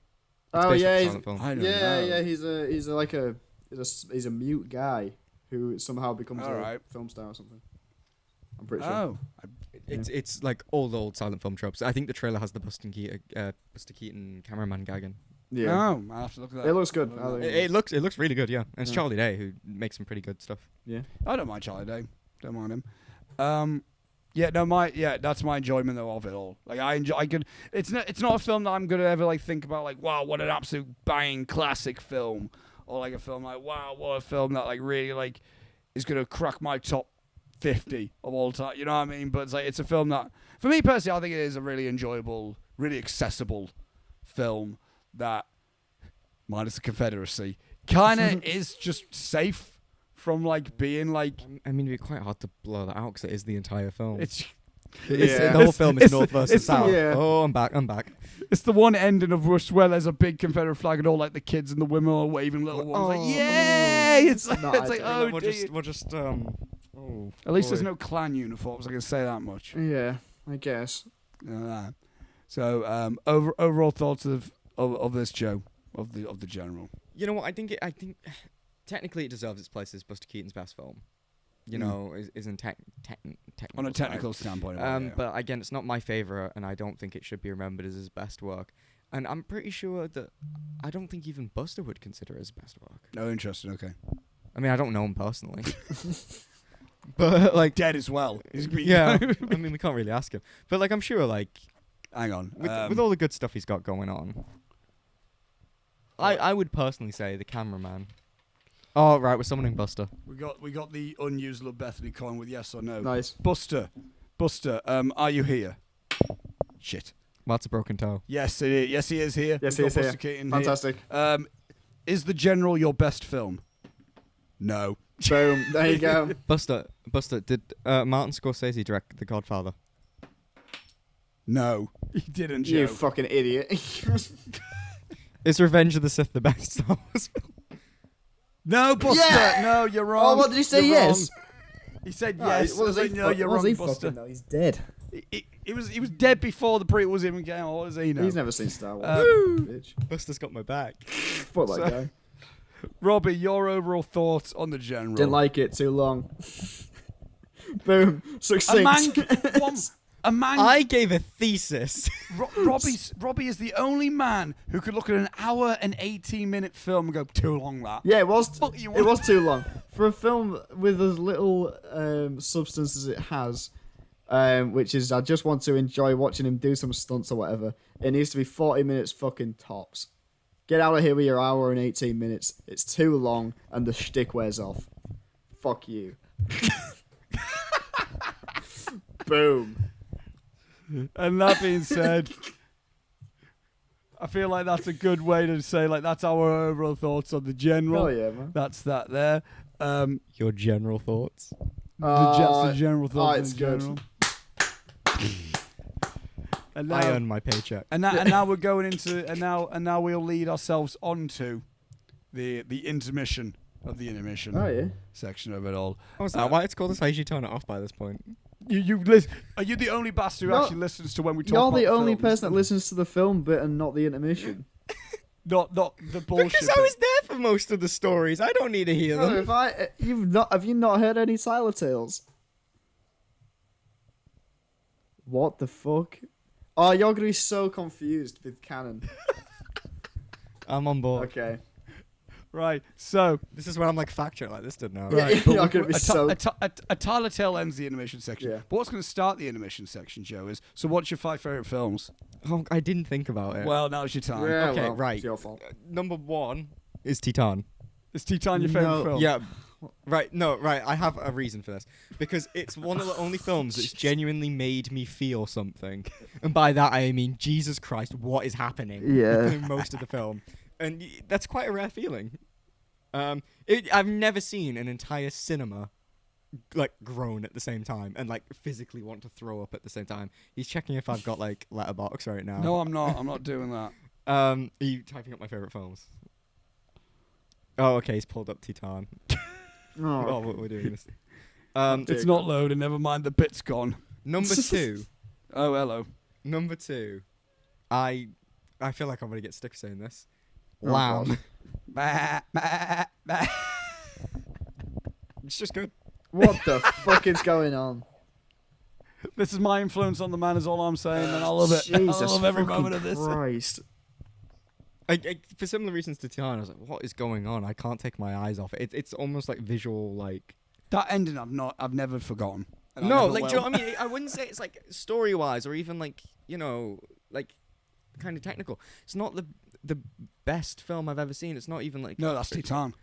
It's not even like a great film. It's just like, Jesus, what's going on? You know what I mean? And it never left me. It's probably the film that I've got. I need to watch that again. Like, the most. Number 3 in terms of kind of a film that hit me personally was Beautiful Boy. Yeah, I remember you telling me. Beautiful Boy. I can allow this. In terms of acting ability, it might be my favorite. That's fair. Steve Carell, banging performance. Steve Carell again. Timmy Boy. Another. No, I love Timothy's best performance. I think that's genuinely Charlie's best performance. Call Me by Your Name's up there as well, but Yeah, that's fair. I you know, as much as I pretend I have a rivalry with Timothy Chalamet that no one else It's believes, It's such a it's a one-sided one-sided thing. It's like Robbie's thing with Chris Martin. That's not one-sided. Chris Martin doesn't know. He knows. No. Chris Martin doesn't know. He knows. But you know, like he is an incredible actor. He is generational, I think. Oh, yeah. Can't wait for Wonka. You know, I think one thing with it is he has gone down a commercial route, which is going to happen. Well, we knew that with Dune. I know, Yeah. honestly, I knew Dune was going to make And him. I was a huge Dune fan before I knew he was in it. You would be. Well, I like the books, but like you know, so I just think that like you know, and like obviously like anything to do with addiction's gonna hit hard for me. I thought you said anything to do with a dick. Well, that too. I thought But, you were which brings me on my 4th film. No, but no. Which brings me to my 4th film. Debbie Does Dallas. You know, I just think it's so powerful, and like I Yeah, remember Beautiful Boy's really good. I watched it with my mum once, and she was Watch like, Beautiful Boy with your mum. yeah, she was like, God, that's not a fun film. I was like, it's not meant to be. That's You know not what the I point. mean? Oh, you already watched it at that point. You already watched it Oh, at that yeah, point. yeah, yeah. Oh, you were very willingly knowing what you were showing your mum. Yeah, no, Beautiful Boy is like the film I watch when I need to cry. Oh, okay. That's your. You need a cry. Yeah, on and your I street, think right? it's also beautiful that to watch Steve Carell, Boy. who's usually Oh God. to watch Steve Carell, who's you know predominantly seen as a comedy actor, absolutely smash a dramatic role. I saw Foxcatcher before then, though. Well, So I Little see. Miss Sunshine as well. I mean, Little Miss Sunshine, yeah. but Yeah, it's so again good. very close to being in my Very top good, 5. yeah. Very close to being in my top 5, I think. What, Little Miss Sunshine? Yeah. Yeah. That's good. I Probably watched. six, I watched that seven. last week with Julia. She'd never seen it. It was fucking great. Hadn't she? No, she loved it. It's great. Do you know why I always forget whenever I'm watching that film? Because that's a film I always like. That's only become a weirdly like annual summer watch. If I'm just like in Yeah. a chill summer mood, I'm like, just stick that on. I fucking love Paul Dano in that, and then his general like vow of silence where he realize spoilers by the way for Little Miss Sunshine realizes he's colorblind, Yeah. so he can't be a pilot. Fuck! It's brilliant, funny, but also tragic. But then I also always forget. And I always get really giddy when it happens. There's a Sufjan Stevens song in that fucking film. There is. Is it Chicago? Chicago plays a little bit like when they're on the go. Do you know what I also realised? There's a Sufjan Stevens from watching the Pretty Much It video on the show. There's a Sufjan Stevens song in Bridgerton. What? My boy Sufjan sold out. No. Love Yourself. Oh, of course, yeah. It starts boo-doo, boo-doo, boo-doo, boo. Yeah. But yeah, no, weird. weird. But yeah, You know, I don't hate Bridgerton. never seen it. I quite like it. Hang on. You haven't seen what films, and you've seen Bridgerton. Well, no, this is the thing. Whoa, now. Because I watched it in lockdown. Because I was living with my ex at the time. We had like a night where she would choose something, I would choose something. Understood. And I watched Bridgerton, and I was like, you know what? I don't think at the time I would have chosen to put that on, but I really enjoyed it. Sexy time, man. Okay. Yeah, and I think if any producers watching, if you approach me, I'd do it. Yeah. And yeah, no, I just think it's pretty good. Okay. I liked it. I genuinely am padding for my 4th film because I cannot think. You saw them as Sunshine. No, it's like 6. You're padding for your 4th film. Yeah. But Good Will Hunting. Yeah. yeah. Yeah, it makes me Yeah. cry every time. That's it. Yeah, same. It's a very Joe pick as well. Yeah. Yeah. I feel that's a very. I feel like I'm revealing a lot about my like personal life through my film choices. It's like you look at Robbie's top 4 on Letterboxd. Yeah. And it's like. That's correct. That's what it is. Hang on a minute. I got a Titan. no. Believe it or Think not, about my- Titan's I not can in think there, about Joe. number 5. It's like Robbie's top 4 is. Hang on, that.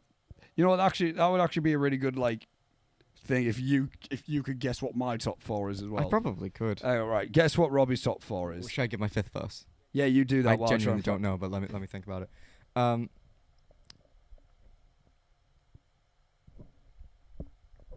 Oh, you know what? I it's a cliche choice, but I'm gonna go with Schindler's List. Yeah, fair. Yeah, no. That's fair The enough. ending- I need rewatching. The it, ending honestly. always gets me. Fair. Yeah. But Can I do could that? save more. It's one of for me like the most like gut wrenching bits of acting. Mm. Yeah, I need to watch it again properly. Yeah, man, yeah. But yeah, no. Other than that, I can't really think what it would be. I mean, that's a good set for you. Oh, to be fair. hang on, I forgot like Patch Adams and stuff as well. Patch Adams. Robin Williams is great. Interesting. Maybe not Patch Adams, but more Robin There Williams you go. though. Flubber. Flubber. Yeah, Fucking love Flubber. Jack. But no, Jack. genuinely, I'd probably put the general, and not the general, but Buster Keaton, probably like cameraman in my top 10. Yeah. Nice. You're a big Sherlock Jr. guy though, aren't you? Sherlock Jr. probably slightly above cameraman, just slightly. So Robbie's top 4. No, you don't need necessarily think of the order, Joe, but like give me 4 films. Guess Give me them. 4 films. Godfather Part 2. Fucking hell. Is that one of them? No. No. Godfather Part 1. Think about this man that you've known for like 4 years now. Yeah. Oh wait, is this just film? Yeah. Crap. Okay, I don't know enough. Just film. You what named the 2 fuck? films. This guy doesn't know me at all. Doctor Who. Doctor Who's. It's not. Well, I mean, Stevie. there's been films, I guess. There's been a film. But I'm not allowed to talk I'm about trying it. to think. I'm trying to think what films inspired you to make the films that you've made. Yeah, man. Am I on the right path there? You're in the right path you're in terms of thinking about you're in the what right ball game if you think about like he makes and why. yeah. Well, the first film that I'm not going to talk about because I don't want to give him credit, which you recast me in. Whoa! It wasn't a recast. It wasn't a recast. It Jesus. was a rewrite that you no longer fit. Yeah, it's true. Okay. Okay. No, not that. Not that one. Oh, which one? The no, I'm not saying it. Because Bear hug. I was filming You're It. Oh yeah, you fucking scumbag. You just chose him over me. Well, I didn't know. And it was shit. I've been asked. No. I've been asked. Optimus has a question to ask. He's not getting ready. Go on, ask away, Optimus, you bitch. Robbie, Yeah. Mr. Tweeder. Yes, Joseph. Why does the bear not have a nose?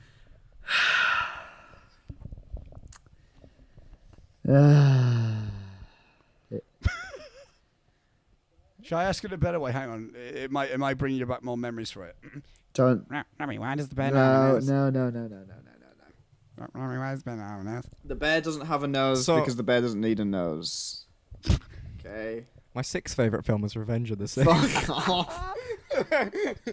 You said it was Little Miss Sunshine, you lying fuck. You lying No, bitch. Little Miss Sunshine's better than Revenge of the Sith. Sorry. Yeah, you don't need to be Yeah. sentient to know that. But no, I'm just. Should Shall I give you the directors and you can figure it Yeah, out? Right. yeah. Okay. So one of them is Edgar Wright. The Gentleman. What? Edgar Wright. Oh, sorry. No, but is The Gentleman on the list? No. Oh, crap. The Okay. Gentleman. Yeah, no, because I was thinking of things we've made. Because you were Oh, really okay, influenced by yeah, that okay. for Sorry, Forrest one. No, I know Edgar Wright didn't make The Gentleman. No, I thought, right. Um, okay. That's fine. Shaun of the Dead? No. Anything from the Cornetto trilogy? No. Damn. Oh, wait. I know you went to see, like, the Hot Fuzz Village once. I did go to the Hot He Fuzz did see Village, the it was hot. lovely. Yeah. But that's not even in there. That's not in his top 4. Scott Pilgrim? No.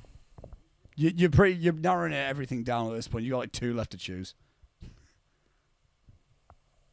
I don't know. Baby Driver. Not seen it. What It's only the his best film, fuck? Joe. The fuck are you talking? Ugh. I do watch, like, Lord of the Rings every night. Right. Yeah, that's and- fine. Oh, wow. Another director. One director has 2 films in his top 4, and that director is Sam Raimi. Do you know Sam Raimi? Spider-Man. Which one? 2? Yes. Yeah. And what about the other one that Sam Raimi did in his top 4? Spider-Man 1? No. No. Imagine. What else has Sam Raimi directed? It's the Spider-Man trilogy and Baby Driver. That's my fault. I genuinely don't. It sits in the horror genre. Evil Dead? Which one? 2? Yeah. And what? Sam he- Raimi directed Evil. I genuinely didn't know that. he did. He did. I've actually seen them as well. Oh yeah, no. I just didn't know Sam Raimi. Okay, Yeah, no, cool. yeah. First Evil Dead was his first film, wasn't it? Yeah, That was his feature debut. Technically no, but sure. No, right, no, he did a really Yeah, low yeah. fucking yeah. He did a low budget And- version, basically. And what's Robbie got as his number 1? He's got it's from the director of Steven Spielberg. E.T. No. The Fableman. No. Steven Spielberg. Yeah. Steven Spielberg. That could be so much. Think it's 90s. It's that era. Raiders of the Lost Ark. That is 90s. not the 90s. When was Raiders made? Like 81. 79. Yeah, okay. 81. Spielberg. Okay. I'm right. Okay. And you know I am. Okay. Spielberg made The Goonies. No. That's not Did he even make Spielberg. The Goonies? No, He produced The Goonies. Okay. that was Richard Donner. Is it on your shelf? Probably. Yes, it is. It is on my... No, it isn't actually. I don't have any more. I had it, I got rid of it. It's not Aftersun, I know that. I don't have that. Certainly fucking isn't. I like. Yeah, Steven Spielberg Have you did. told me that you like this film? Am I going to feel bad? Probably. It's only the Probably. entire I don't- reason that I started making movies in the first place. I don't think this one's come up in much in terms of his influences though. No, probably not. Why has every Spielberg film left my head? Oh my god. This is Give me a hint. this is It's a big painful. blockbuster one. Rambo? Oh my It's god. Jurassic Park, Joe. Oh, like It's my favorite Jurassic- film ever, Jurassic Park. Yeah. Oh my god. And you know my Mate, I would put Jurassic Park in my top 5. I forgot Fuck, it existed. fuck right? yeah. Let's go. right, and now you two, my top 4. It'd be interesting to see what. Titan. No, Oh god, your top 4. Lighthouse. no. Fuck off. Oh, I would have put The Lighthouse in that. I've seen so many good films that I've forgotten about. I don't keep a list like you guys. 12 Angry Men. That is there. Yep. Apocalypse Now. No. Godfather. No. Want some wanky shit. Dog Day Afternoon. No. Fucking love that film though. It's a good film. See, that's a film I know. Dog Day Afternoon. Really good. Serpico. I forgot to put Heat in my top 5. You've. I forgot to put Heat in my top 5. Most realistic gunfight of all time. Yes. Haven't seen Heat. Heat's really good. Yeah, need to watch it. Um. So we've got 12 Angry Men. That's been the only one. Give us the still here. directors. We got Richard Linklater. Dazed and Confused. Nope. Before Sunrise. Correct.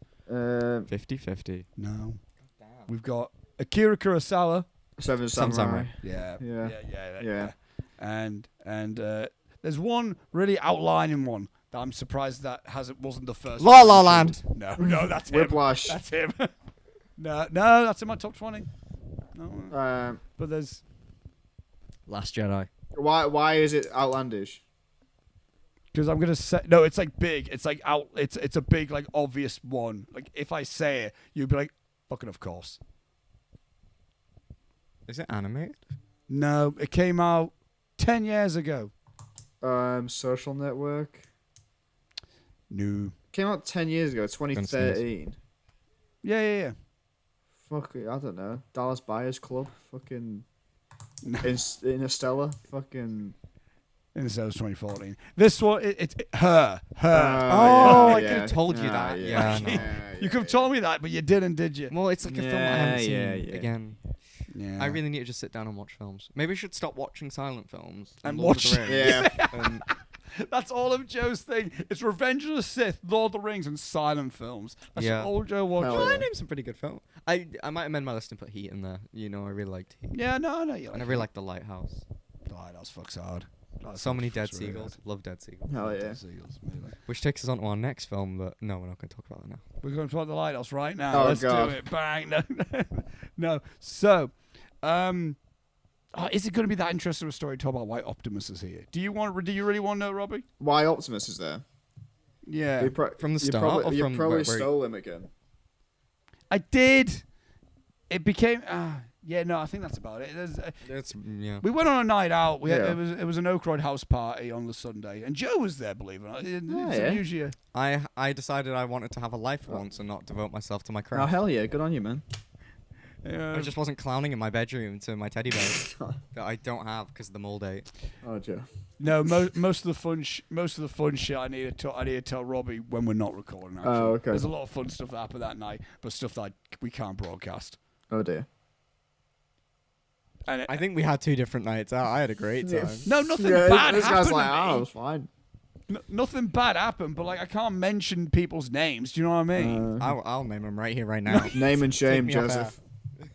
All I'm saying is Joe knows the size of someone's dick that I can't say now. But Do I? yes, you do. You got Oh, I to- do. Yeah. Never mind. Was it? Yeah. Somebody I know. You know of them, yes. Not a friend of mine. I don't No. think I asked. I think I was just told. You were just told the size of this man's dick. No. I'm not really that interested. I mean, good on him. Oh, jeez. So yeah, there you go. Big up. Big, was it? It's average. Average I up. don't like this conversation. Let's- I'm we're moving PG on. and family So, friendly. Jesus. Watch Love Bethany. all I'm saying, yes, the Watch Love Bethany. And all I'm saying is, I got a message from Ellie Cutmore the day, like the morning after, being like, "I can't believe you did it again." Oh, And I was Jesus. like, I don't know. I don't know what you're talking you know about. What? And then I went like, "What do you mean?" And she went, "You know what happened last time." And I went like, Oh, bless her. "Well, I don't think I do, Ellie." She just didn't respond to me. We haven't spoken since. Oh, you leave that girl alone, for God's sake.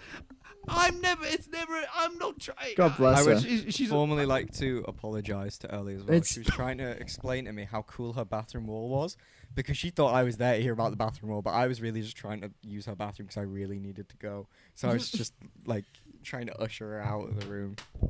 Jesus It Christ. was a nice bathroom though, Ellie. You were right. Fucking hell. Cracking. So yeah, that's been that. I don't think there's anything else for me really from my bullshit end of things. Best wee of my life. Was it the best Best wee wee of your life? whole Must life. I've not really thought Was it- about it, but yeah, was it, I'll put it. was it up a sit down one? top 5? They're the best ones. When I'm drunk, yeah, because I'm not great with it. Yeah, I often treat myself to a sit down wee, but now it's. They're alright. But the thing is, I would treat myself to a sit down wee once in a while, and now I enjoy it so much that I've given into the temptation. Now just every wee that I do is a sit down wee. But why? But this is my point, right? This is my thing. Because if I have the power in my own house, I'm just sitting down for a piss. Because Yeah. it's like what's the? You know what I mean? It's What? like it's comfortable. I don't need to prove a point to anyone. Yeah. So yeah, I'm gonna stand up. It's like, well, it's only me. Yeah. Let me just be So comfortable. I always do a down, sit have down wee piss. now. And then I'm not sitting down in any of the public toilets. Jesus Christ! Is this I'm going to more- be every- like every taglines, day. Sit down or wee in the chapters? I'm going to put it out there for fellow ADHDers. Sit down wees are dangerous because sometimes I sit down for a wee, like especially like if I'm like really busy as well, because like I will like go through work like it's nothing, Yeah. and then I'll like take that 5 minutes to go for a sit down wee, and I'll just ADHD out and I'll just be staring at the cubicle wall for like 3 hours. So with your I'm ADHD, like- do you need to be like stood up holding it and just fucking hosing it about? yeah, because if I don't, I'm just like Oh man. Jeez. This guy's What's the better what's the better toilets? Spoons or Anything but spoons. Anything else. I was going to say the parking. I was going to say the parking. But I've never used the parking toilets because they scare me. Parking's I'm alright. stepping in piss constantly. No, Robbie. Last time we went in there, we were just stepping in piss. Oh. How much detail can I go in for spoons toilets on this podcast? Because I've seen some horrible things in there. Go for it. Okay, so number one. This is my list. Yeah. Number one. Someone had taken their feces and smeared a smiley face on the wall. Pretty good. That happened in my school. No, I remember because I came downstairs and I told you and you told me that. Yeah. But I was like in spoons with adults. Yeah, pretty good. And then they deposited their soiled underwear in the urinal. Nice. Good shit. Number two. Yeah, good shit. Yeah. Number two. A man who was very intoxicated turned around from urinating and did not button up first, so I just saw it all on show. Nice. That happened when I was in Loons in Sunday. Yeah, that's what happened. Yeah. Yeah. And man proceeded to shake onto the floor, Nice. button himself up, wash my hands, and then patted me on the bum on the way out. Lovely stuff. What more could you want? 3, I just had a really nice wee once and nothing was traumatic. Yeah. Oh, that's good. But I needed to pad out the list. Yeah. Fair enough, man. Good on you. I see a theme here, Joe. You like padding shit out. I saw that's why a. we're running at 1:30. Yeah, you're a good fit for this podcast. If we, I was in a toilet the other week, and there was some guys doing sniffing stuff. Oh I won't go into details. Hay fever. But yeah, hay fever tablets, and well, not in a cubicle, just at the urinals. And they were just doing it, and then the guy was like, "Fucking hell, mate, I don't want any odd dry skin." And the other guy said, "Hey, mate, if it's white, it's right." So that was good. Don't pat. And that's Hull for you. What more do you want? That's all. right. Okay. Hartlepool is just shit smearing motherfuckers who piss on the floors casually. Yeah. Hull, it's just Hartlepool also get relegated. I said what I said. Oh, stop it. You know, the one football fan that listens to your podcast Jesus. is raging. I was Furious. say who's that? Like Stephen. Yeah. Stephen, if you you hear this- if you actually do listen to the podcast, comment. Yeah. Right now. And if I don't see a comment by Just put I'd know. just you put a don't. kiss. That's all I want. Just a little kiss. Stephen Lister, not affiliated with any teams. No, he's not. He's He's not- not. He's not canon yet. Newcastle. No, we're not fucking. Newcastle isn't a fucking team in the Intermission canon. We have a Stephen's not canon. You need to listen to the Tyler Tales, Joe. You're a fucking character in them. And with that being said, No, the thing is, I did listen to it once, and you absolutely appropriated me. Possibly. no, he didn't. You made a car bomb joke. No, he did. No, a carpet bomb. Yes, he That did. was it. Yeah. Yeah, I did do that. Yeah. That's Fucking hell, Joe. We don't have any carpet bombs. it wasn't appropriation of anything. It was simply supposed to depict you as a fucking feral gremlin. That's kind of the character that you are in this. And now you're in Team Lewis, a team that has no leader. Let's make Yes. a reminder of that. You're in Team Lewis, and Lewis isn't even in Team Lewis. Oh, Yeah. while we're on the topic, Lewis looks like the guy from 365 Days. Are you familiar with the film 365? Yes, I am, and he does. You're Yeah. right. I've never put two and Love two together, watching but he Lewis. does. Lewis, Yeah. Lewis doing unspeakable things. I love it. watching Lewis kidnap a lady and then say, "You've got 365 days to fall in love with me," and that's on you. Is that what the films are? Oh god, I Yeah. really skipped How through have that. you? How are you the only one? Have you watched the film, Robbie, or you just know it? No comment. I skipped to the good bits. Right, I've only seen like most of my jokes. Oh no, I just like seeing Lewis like play pool. You like seeing Lewis play pool? The movie's God, I hope they basically play porn. pool. It's, Oh, really? it's basically porn. Oh, I skipped those bits. No wonder it was so short. Yeah. Joe skipped the plot and the porn. He left with just some driving shots. Joe watched exclusively the pickups. What can I say? Some good camera work. That's what gets me going. Oh Jesus. Oh yeah, cinema. And now speaking of the team system, how about we get on the Tyler Tale? Oh yeah, you ready? Can we get previously on Tyler Tale? Okay. Come on, Optimus. Yeah, so we can We catch can't Joe. see you, Joe. Oh, there's Optimus. Hiya, mate. Oh, he's got a smiley face now. I ain't seen that. Oh, he's been fully tattooed. I think Oh, I love it. Open him up. I've got the Intermission app there as well on him. Nice. And then, hang on, wait a minute. Open him up. What's inside of him? What is it? It's the Matrix Reloaded. Why is the Matrix Reloaded in there? And 2 pence, because I don't want it anymore. So. Okay. Take the 2 pence. Oh, hang on. You've got to get it at the right angle. There you go. Bye, Optimus. Yeah, so I'll give Joe previously on the Tyler's Brilliant. Tales. It's gonna have to be a recap of all of it. So maybe cut it out because we did do the recap last week of everything. By the way, it's now a good time to admit I do like Control F myself in the transcript, and if I'm not mentioned, I don't. The transcript won't be anything. Oh well, no wonder I'm not getting any results. Yeah, exactly. So right, here we go. So it started off in Tyler's mum's summer house, and there was the team meeting of the Team Robbie camp, where they were discussing how they were going to deal with Team Oscar. Reese Bruce appeared in the camp and called Tyler a bitch and whatever, and Tyler left. Now, for the rest of season 1, Tyler was wandering the streets of Hartlepool with a Redcar Cricket Club sleeping bag and his pink ukulele and his party bag filled with a game for lots and lots of fun and turkey dinosaurs to live on.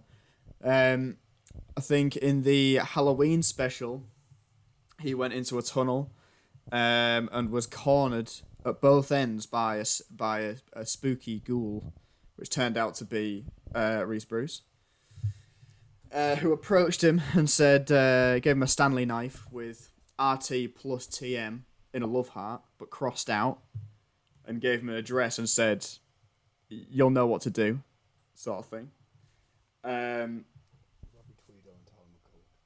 Yeah. I've been getting Robbie's name wrong for years. What did you think my name was? This is also false. You knew his name. What are you talking about? I thought it was Robbie McRobert. Robbie McRobert. Continue. You thought Robbie. my name was Robbie McRobert. Well, no one ever said it out loud, so I assume. What do you mean? Yeah, You're that's how it works. If someone doesn't say someone's surname, it's because it's their first name but Muck at the beginning. Robert McRobert. Continue listening to the catch up. It's interesting. Isn't this getting cut out? So they then it was the Christmas special. Oh no, Tyler woke up thinking, "Oh God, I've had a horrible nightmare," but the Stanley knife was still in his hand, and he was like, "Fuck, maybe it wasn't a nightmare." That was a Halloween special. Christmas special, we did a Christmas Carol, but with Tyler being approached by Reese Bruce, who showed him ghosts were Reese. all the ghosts were Reese. Showed him the past, present, and future of Team Robbie and what he might have to do. He might have to go and, maybe he's going to have to kill someone. Season 2 started. Team Robbie was in disarray. Reese Bruce comes along with Angus and Gary, all decked out in... Bradshaw, not Davison. Yeah. Bugsy Malone style gangster suits. Tommy guns the whole place. Valentine's Day Massacre style. Ethan Strachan's dead. Sam Clark's dead. He got shot with a Tommy gun. Oh, right, okay. Ethan's dead. Sam Clark's dead. And Ryan Tomlinson's dead. He resent a photo of the bodies to Tyler. He said, "Shit, it's I don't think I'm ready to face this yet. I need to go see the big boss." Voice.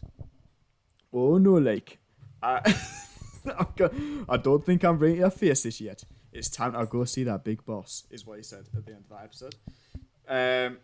He was then traveling the streets again. What? It does sound like Connor, who still hasn't shown up in these actually, which is surprising. Wait till you hear Ellie's the voice of Ellie Cutmore. It's just the same voice. It's just the same voice. Would you believe I told you me and Ellie are from like the same area? No, I know you're from the same area. Bizarre. Tyler was hungry. He'd run out of turkey dinosaurs, so he went into a local sandwich shop, which was Rishi Sunak was at the counter, serving running the shop. Tyler requested his pickled onion and gravy granules wrap, his favourite sandwich, and then who was it? Lewis, you, and Ellie Cutmore came into the sandwich shop, and Lewis was like, "Oh, I don't want any trouble, like." And Tyler said, "You're not going to have any trouble, it's fine." Rishi freaked the fuck out. Because Joe hissed at the sandwich. Tyler asked you if you wanted some of the sandwich. You went, and Rishi didn't like that at all. He thought, fuck, man, this is not cool. I've worked really hard on that sandwich. He freaked out, started shooting lasers out his eyes. So you all had to run away. And then you invited Tyler to come with you to go to the beach to shout at some pigeons, which was what you were going to do with your afternoon. Tyler said he can't do that. He's got an important mission. He's got a date with Destiny and such. That's where we're up to. And now this is the next episode of Tyler Tales. Can I make 2 points? Yeah, what's your questions? First of all, Yeah. that's very close to what happened when I actually met Rishi Sunak. You hissed at him.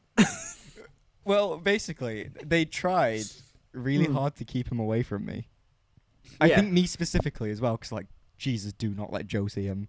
Yeah. Or vice versa. Or the other way around. Do not let Rishi Sunak see this little clown boy. I was in full clown makeup, by the way, with like a nose on and everything. I was waddling around as a clown. Anyway, I saw him, and was this recently? Was this the recent time, not Yes, the first yeah, time? yeah. So when he's the Prime Minister? yeah, Yeah. I think he'd been Prime Minister like 3 days. Not too long. Not too long, but anyway. So I started waddling towards this dude, and I could see staff and the security were like, no. So they kind of just like fucking Roman shielded around him. And I kind of moved him down a corridor and let me just waddle past. So yeah, that was. And what was your other point? The point is, when I was a kid, my mum would like go crazy because apparently I would, because I'm like sneaky as hell. Because Really, never guessed. My granddad would raise pigeons and stuff like that. So Okay. I would waddle into groups of pigeons, and because I could sneak so well, they would not suspect me. And I would pick one up and just scream pigeon at the top of my voice. So all the pigeons would fly away, and I'd have this one poor pigeon in my hands. It's just more proof that the stories that I tell on here are true. They're transcripts is what they are. Yeah, they're just transcripts. Yeah. But no, there's videos of like 4-year-old me doing that. Oh, That's I need to get incredible. all that. Yeah, I was going to say I need to see one of those. Are we ready for Tyler's Tale Season 2, Episode 3? And Austin, cue the music. Cue the fantasy music. Chug, chug, chug, chug, chug. Right. We find Tyler on a train. He's rolling up his Redcar Cricket Club sleeper bag and shoving it into the overhead section. He could have sworn he heard a hiss from up there. Oh well. I'm sure it's nothing, he thought. He's reaching right over the old woman opposite him. You know, like a real prick. He says, "Oh, sorry, pet." She goes, "Nee bother, love. I am old and frail. You are the future. Can't wait to see your end, to be honest." Tyler goes, "Eh?" She goes, "I said I can't wait to see my end, if I'm honest. That's my whole bit, Tyler. I'm an old woman who just wants to die."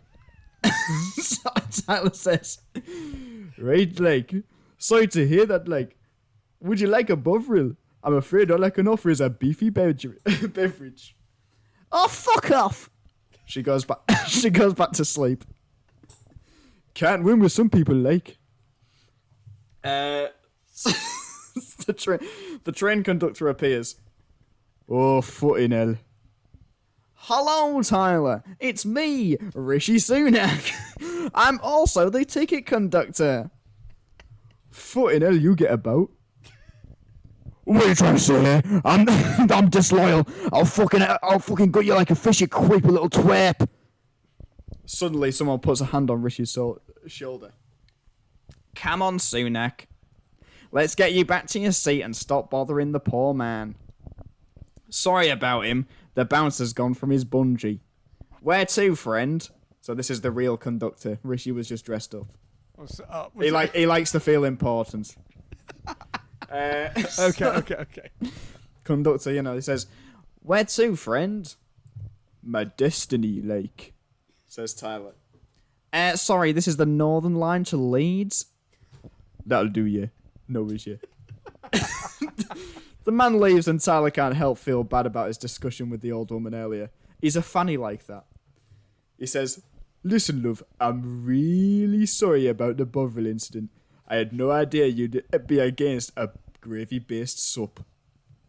Tyler starts to notice she's not answering. He shakes her head. No response. Checks her pulse. She's dead. Tyler starts frantically smacking the old woman.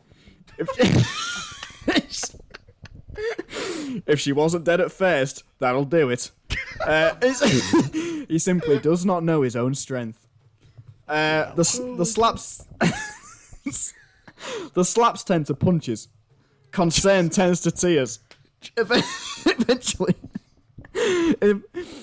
Eventually, Tyler is just a crying, flailing mess, kicking this poor woman in the chest to, I think, resuscitate her.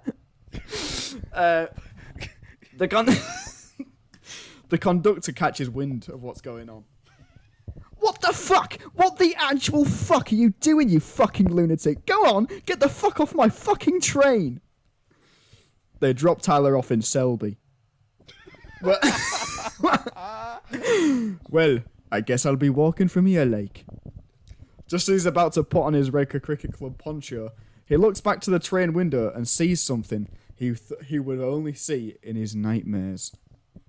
In all the commotion, he appeared to have accidentally passed a sliver of shit on the train seat. But just next to that sliver of shit was the old woman. She sat up, as if nothing had ever happened. Tyler was baffled. How could this be? She removed her mask like Mission Impossible, and she was not as she seemed. She appeared to be some form of demonic entity, known only on this plane of reality as Reese Bruce. Fuck. Damn. Yeah. Cackles Reese. He rode away on the train with his fingers up at Tyler. He's going to get to Leeds first. Oh, shit. Damn. And that's the cliffhanger of this episode. Fucking hell. I'm going to have to start listening to the intermission, lads. It's like you're watching an intense anime, isn't it? Do you know what I mean? It's like... Need someone. There's enough artists, John. Someone's got to draw this. I keep saying I want animations. I want fan art of Tyler even if Tales. it's just like you know, like the important scenes. Yeah. I want like comic book panels of like this shit. No, I need it. Yeah. Fucking hell. There you go. So that's what he's been up to this week. It's getting pretty fucking intense in the life of Tyler McCulloch, isn't it? I'm loving the Tyler like character arc. Like there's a slight tinge of unhingedness there. Yeah, there's something's going on behind that guy's eyes. What if his destiny is he meets me and I teach him in my ways? But he's already met you. Yeah, but You're you know, in this canon, Joe. Meets the real you. I can teach him my unhingedness.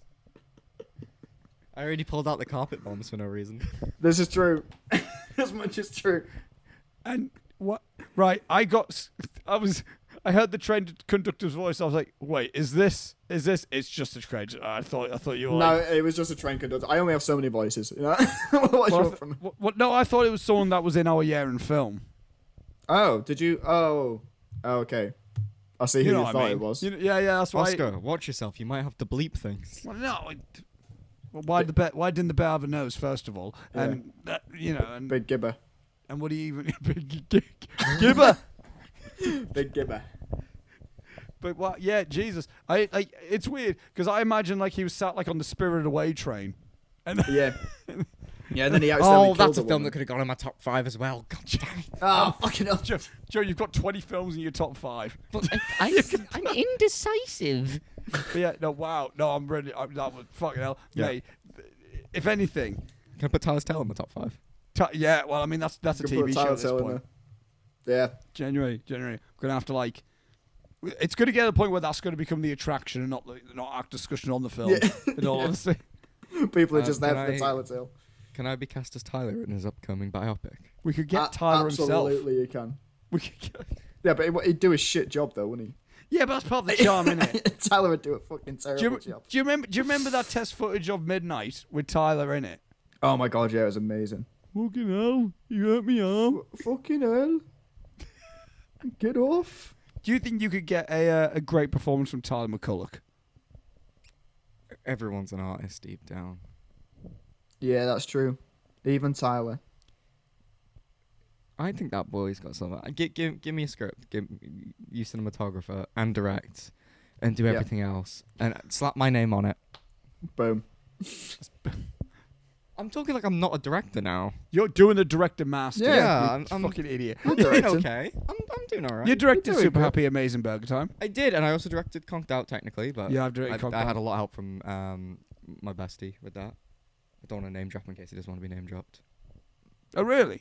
I don't know. He might want to be. but I don't want. I'd have to check, and I don't Alright. know if he'd get back to me. Alright. But no, I've had a lot of help with that with some wonderful people. Yeah. Nice, man. But no, like yeah, and How you finding directing? it's. I feel so sorry for you. now I'm like, oh, this is what it's like to look at an idiot and ask him to. To be fair, the actors I've worked with have been wonderful, but like there's been times where I'm like, oh, I understand Oscar's frustration, being like, do the thing, hit the mark, do the thing, over and over again. You haven't had to do as much of like me and Robbie would know this a lot, where it's like, no, slightly to your left, no, a bit more to your right, no, genuinely, honestly, slightly to your left. You were too far there. But it's like, yeah, I think okay, perfect. Stay there. we can. I think we can talk about because the film's coming out soon. But in Love Bethany, Love there's a Bethany, shot. yeah. I won't say what happens, but there's a shot where I fall on my knees in the sand. Oh fucking hell! Yeah. 20 or more takes. I lost count. Because Jesus. the sand, what we didn't realize is because of like the sand, every time I was falling, the mark was moving and getting deeper or moving to the side. Oh my God. So because I was like, oh no, I'm falling. We in the had same we had, place. we had we had a 50mm lens as well on that, so it was a tight shot. Yeah, Yeah. so the when we fixed the edges, either I was moving right or left, or when I was put back in the center, I was moving down. Yeah. So and I think it was just a thing because we were all really tired. We didn't think of the. That was a day shoot as well. That wasn't even like It a was night brutal. one. It was and I think that was technically the last shot of the film because we redid it. Yeah, that was the one we reshot. Yeah, that feels like a fucking eternity ago, man. Love Bethany. And you can see a mistake in the film on my behalf. I have nail paint on in one shot. Oh yeah, it's a good thing that was black and white. Otherwise, he had a fucking green frog on his nail. Yeah, because I was in something, and they were like, "Oh, just jazz your hands up." So I put some frogs on them, and I came straight from rehearsals for that in the morning to set. Yeah, that feels FMP feels so. It's only a year ago, Robbie, man. Yeah. Well, we would. Feels like ages ago. Well, a year ago, we would have been finishing off, literally at the very finishing off on the edits. Yeah. Fucking hell, man. That was a good time. But no, I enjoyed looking back at it all. I think it was all like, I mean, I'm happy with everything we made. I'm Like, really honestly. proud of Love Bethany, and Robbie's film, which will not be mentioned, is absolutely stunning. So, I think that I'm going to praise you, but I'm not going to name it. Cheers, Joe. Is it because you're not? Is it because your better half's in it? My better half. Can I You choose which one I'm on about in that regard. what? Yeah. Fletch L. O'Connor. Well, Fletch isn't in his film. No, he's not. What?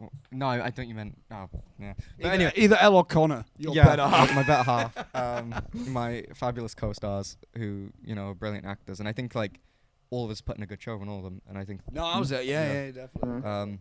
genuinely broke my heart in Love Bethany, which is great. What? Well, I was going through a horrific heartbreak when we were filming it. But Yeah. yeah, you can see a lot of it. No, but no, I think it was like a moment where like acting started to make sense for me. In Love Bethany. Yeah. Oh, really? Fucking hell. Yeah, I think You're It definitely was like the foundations, but that wasn't as pleasant in terms of Digital production was not pleasant for all of us. No. Love Bethany was a bit of a You're It was a bit of a baptism of fire Yeah. because we were fighting with the environment, we were fighting with fancy shots, we were fighting with Lecturers. lecturers, we were fighting with because we Massive were bald pieces of shit Hey, contact yeah, lenses. yeah, I gotta believe that. Jesus. But we were fighting with like in some sense ourselves because as actors we were because they say it when you're training to be an actor you like unlearn a lot of what you learn and you have to relearn it. So like you think you know how to do emotion memory or psychophysical. I mean not emotion memory, but you learn to do psychophysical or you learn how to screen act. But then because you're reading so much more in it, you actually think you start to know less and you start to second guess yourself. Because it's very personal, it's not like music. You can't practice it like scales Yeah, every day. yeah. It's just a thing that you do your best with, and you watch it and go, oh man, and then you go on to the next one. And how did you feel about acting with Robbie in All Right? You know what? Pretty good. The amount of people I've shown that film to and be like, oh my god, it spoke to me like about me coming out for the first time. I was like, it wasn't ever intended to be an LGBTQ plus film. It But nearly hey, was. It nearly was because I nearly kissed Robbie in a take. I So, had all the power in that moment. You did. 'Cause To be honest, I think it was more like you were going to kiss me. Our agreement was if we Made eye contact. if we look at each other at the same time during this take, then we have to kiss. Because you said you wanted it to be that I look and he's not looking. Yeah. And then I look away and he's looking at me. And Yeah. we don't see each other acknowledging each other. I said if we accidentally both look at the same time, then we'll kiss. I could see in the corner of my eye Joe looking at me. And so in that moment, I was like, I have the power now. I could just turn and kiss him. But again, I even thinking, all right, you can see the foundations of me go, oh, in a monologue acting. Yeah. Because what? I was like 19 when we made all right. We did that in 2021. Oh, so that would have been. You would have been 20. It was early 2021. You would have been 20. Would have been 20. Yeah. So I was still relatively not new to acting, but kind of maturing.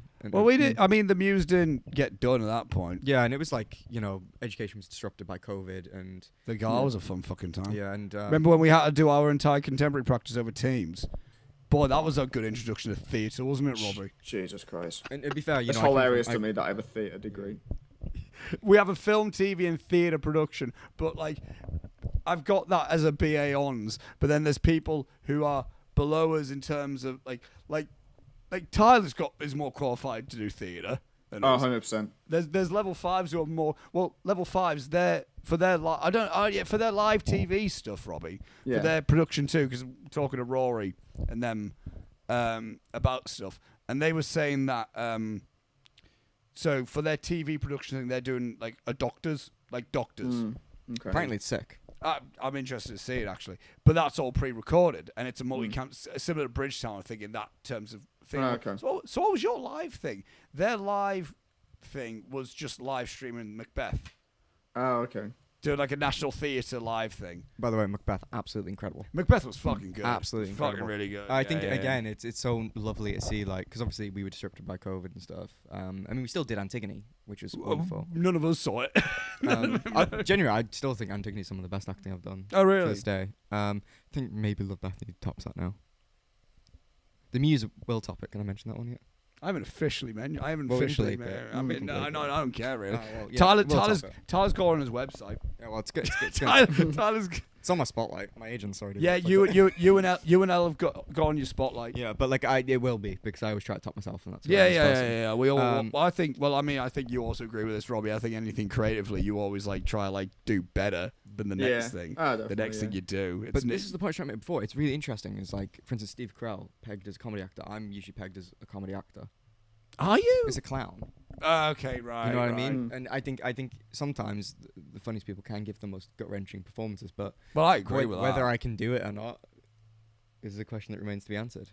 I mean, yeah. I think I did a pretty good job with Love Bethany. I mean, again, I mean, this has become an accidental promotional thing with Love Bethany in that regard. But also, people will see Plug it. People will see with Love Bethany in the sense of like the argument scene with you and Fletch is generally my favorite fucking thing that both you have ever done. That's like generally my favorite Filming thing. that was intense though. Yeah, no, but I even knew that because like I knew because again you probably like this as well, Robbie, in the sense like when you're making a film with your actors on set, there's very rare times when you're on set with actors and you're like they're doing really good shit there. It's when you get in the edit and you go, fuck, they were really good in that moment. Yeah. And Again, Fletch, one of the best actors I've worked with. Fletcher's such a boring actor to direct. And I don't mean that in a bad because he's so good on like the first go, and I'm like, what do I do with this? Yeah. Like, I can't give him any more. But it was just little things like because me and Fletch aren't And if I'm being honest, Ellen's the same way. oh, That's incredible. what I've Yeah. Never tell that to her face, but if she watches this, she's incredible. No, but for me, but like I've the film that you script edited, Robbie. Yeah. I'm finishing filming that on Sunday properly, Okay, cool. and then I'm gonna get in the edit of that. But like, fuck, like me and Connor were talking. Like Connor's great, and like Connor did a few things last night. I was like, fucking hell, he's like excellent. Yeah. But then it's I'm like, getting replaced. Connor's fucking amazing. but he's fucking great. And then it's like Connor can do like the comedy shit in that and make me howl because he's a funny bastard. And then I've got him in shit like this. I'm like, fucking hell, you're like giving what I need. But then like, should I? Yeah, I don't know. Me and Connor were talking about it. It's more of a thing of like, I don't know if I should say it in terms of like if it would ruin the film or such, but I don't think it will. It's an emotional type of film that I'm doing, and there's a point of where we're doing a shot, and I'm just saying, right, we're going to go through this section of the script. We're going to set up the cameras. Let's go. And I'm not necessarily, and then I give the actors direction. That's how I was my workflow within this film. And then I did it, and then like Ellen just fucking teary-eyed in the scene. I go right and cut, and then she takes like maybe a minute or two to just like get back, compose herself, whatever. And then she's like, yeah, right, do another take. And then we're off doing it again. She's doing exactly the same thing with like letting loose a That's tear. insane. I'm Yeah, like, how good the on her. fuck is this? And like Connor was telling me, I'm so pissed off because how can she do that? Yeah, it's actually so. It's beautiful in a way, but it's gut wrenching in another way. To like move out into the industry is like because me and Connor are professionals now. We're working professionally. and Yeah, stuff like yeah, that. yeah, yeah. And just to like come back to the uni environment as MA students And seeing banging like, fucking and seeing actors. banging actors like, oh god, you're so much better than me when I was your age, or like Yeah. you know what I Well, I'm mean. not being funny. It's like when we did the mockumentary and we worked with Ellen's that year. Yeah. I remember. I think I said to you, I was like, overall, I'm really impressed with this year. Yeah, It's yeah. They are it's a really incredible. strong year. The students at that uni right now are incredible. I mean, I think that's why I like Macbeth a lot. Yeah. Macbeth is my favorite Shakespeare anyway. And that's the only Shakespeare I'm really into. Actually, Not to get But- really emotional, but I am like super proud to know them and to have played a part in their development. Why do you as think well. I'm abusing the fact I can use them as much as I can now before No, they're going to be like- too fucking big booted for me? Jesus You know? Christ! But I'm not gonna- not to diminish ourselves at all either. I'm really proud of the work we've done. I'm not going to hype it up and say it's good because that's not for us to decide. Hey man, we're in an exciting place in the sense like I'm looking forward to this film that I've made with Connor, Ellen, and Aaron. Seeing how that turns out, all the rushes look good for that. I'm excited for the film that we're making in a few weeks' time. Is that my one? Hmm? Is that my one? That's the one you're in. I'm Yeah. really excited. I'm really excited about that. 'cause I I'm can really, keep Yeah. a calendar. I'm really excited about. We might have Robbie on set. We Right, might. we you might- won't. We won't have Robbie on God set. damn it, Robbie! I only agreed because I thought you'd be there. Sorry, man. Well, you're gonna have to find a new actor. Apologies. I'm joking. You leave, damn it. Actually, Fuck. No, Shit. there's actually a set behind us for it right now. The what? There's like props for it behind us, set and props. Oh yeah, there's literally I like. guess it Alright. counts a set. Well, yeah, it's props in that. It's the Yeah, paintings I'm sure behind so. us. We've got the paintings just right behind. I think it's gonna be really nice to visit a script that I did like 3 years ago now. It's changed, but yeah. But do you know what I mean? It's a character, and like I remember playing him and be like, I think I'm like not mature enough to play this role because like some of the emotions that he's feeling are a bit like I'd been there, but it's quite a childish example of that. And now that I'm older, I'm like, oh man, like I definitely. It's interesting because I've definitely felt those emotions, but I reacted in a very different way. Because let's be real, my guy ain't nice. Oh no. It's horrible. It's a piece of work. Yeah. But you know what I mean? Like I obviously went down a very different route with it, and Aye. went down the healthy. I'm gonna get help and look Yeah, after yeah, myself yeah. route. Mm. I'll be interested if I can make actually happy film one time. This is what I'm saying. I'm like mainly a comedian. I don't know why you've No, done that's this. what I mean. No, I've made you into this. Everyone's like, oh yeah, he's so sad, and I'm like, It takes a lot of direction, is all I can say.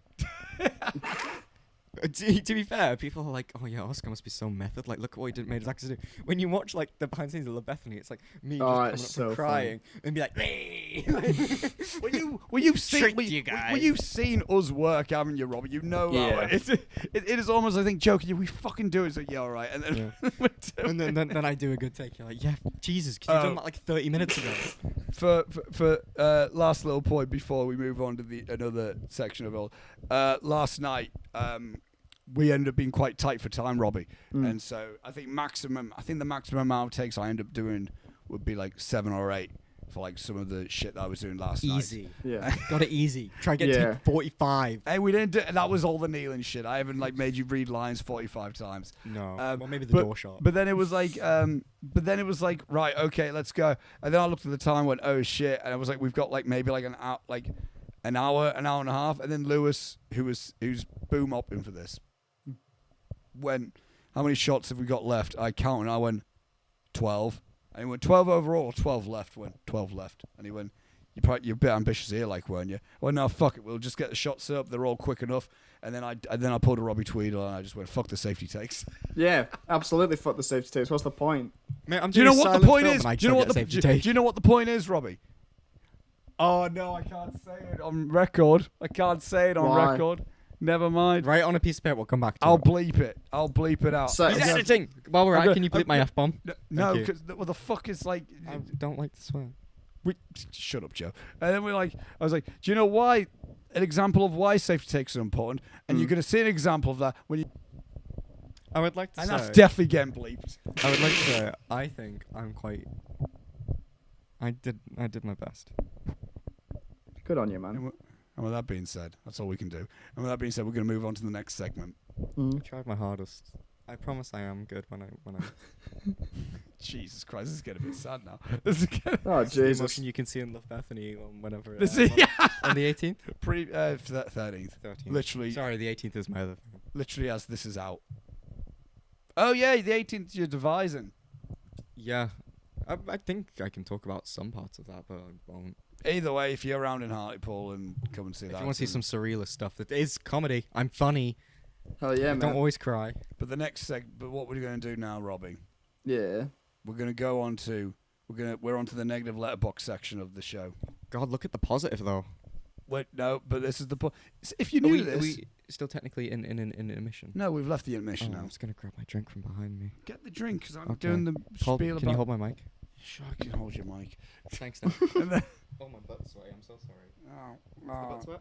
is there? No, there's no butt sweat. Take that. No, just fucking leave the stool.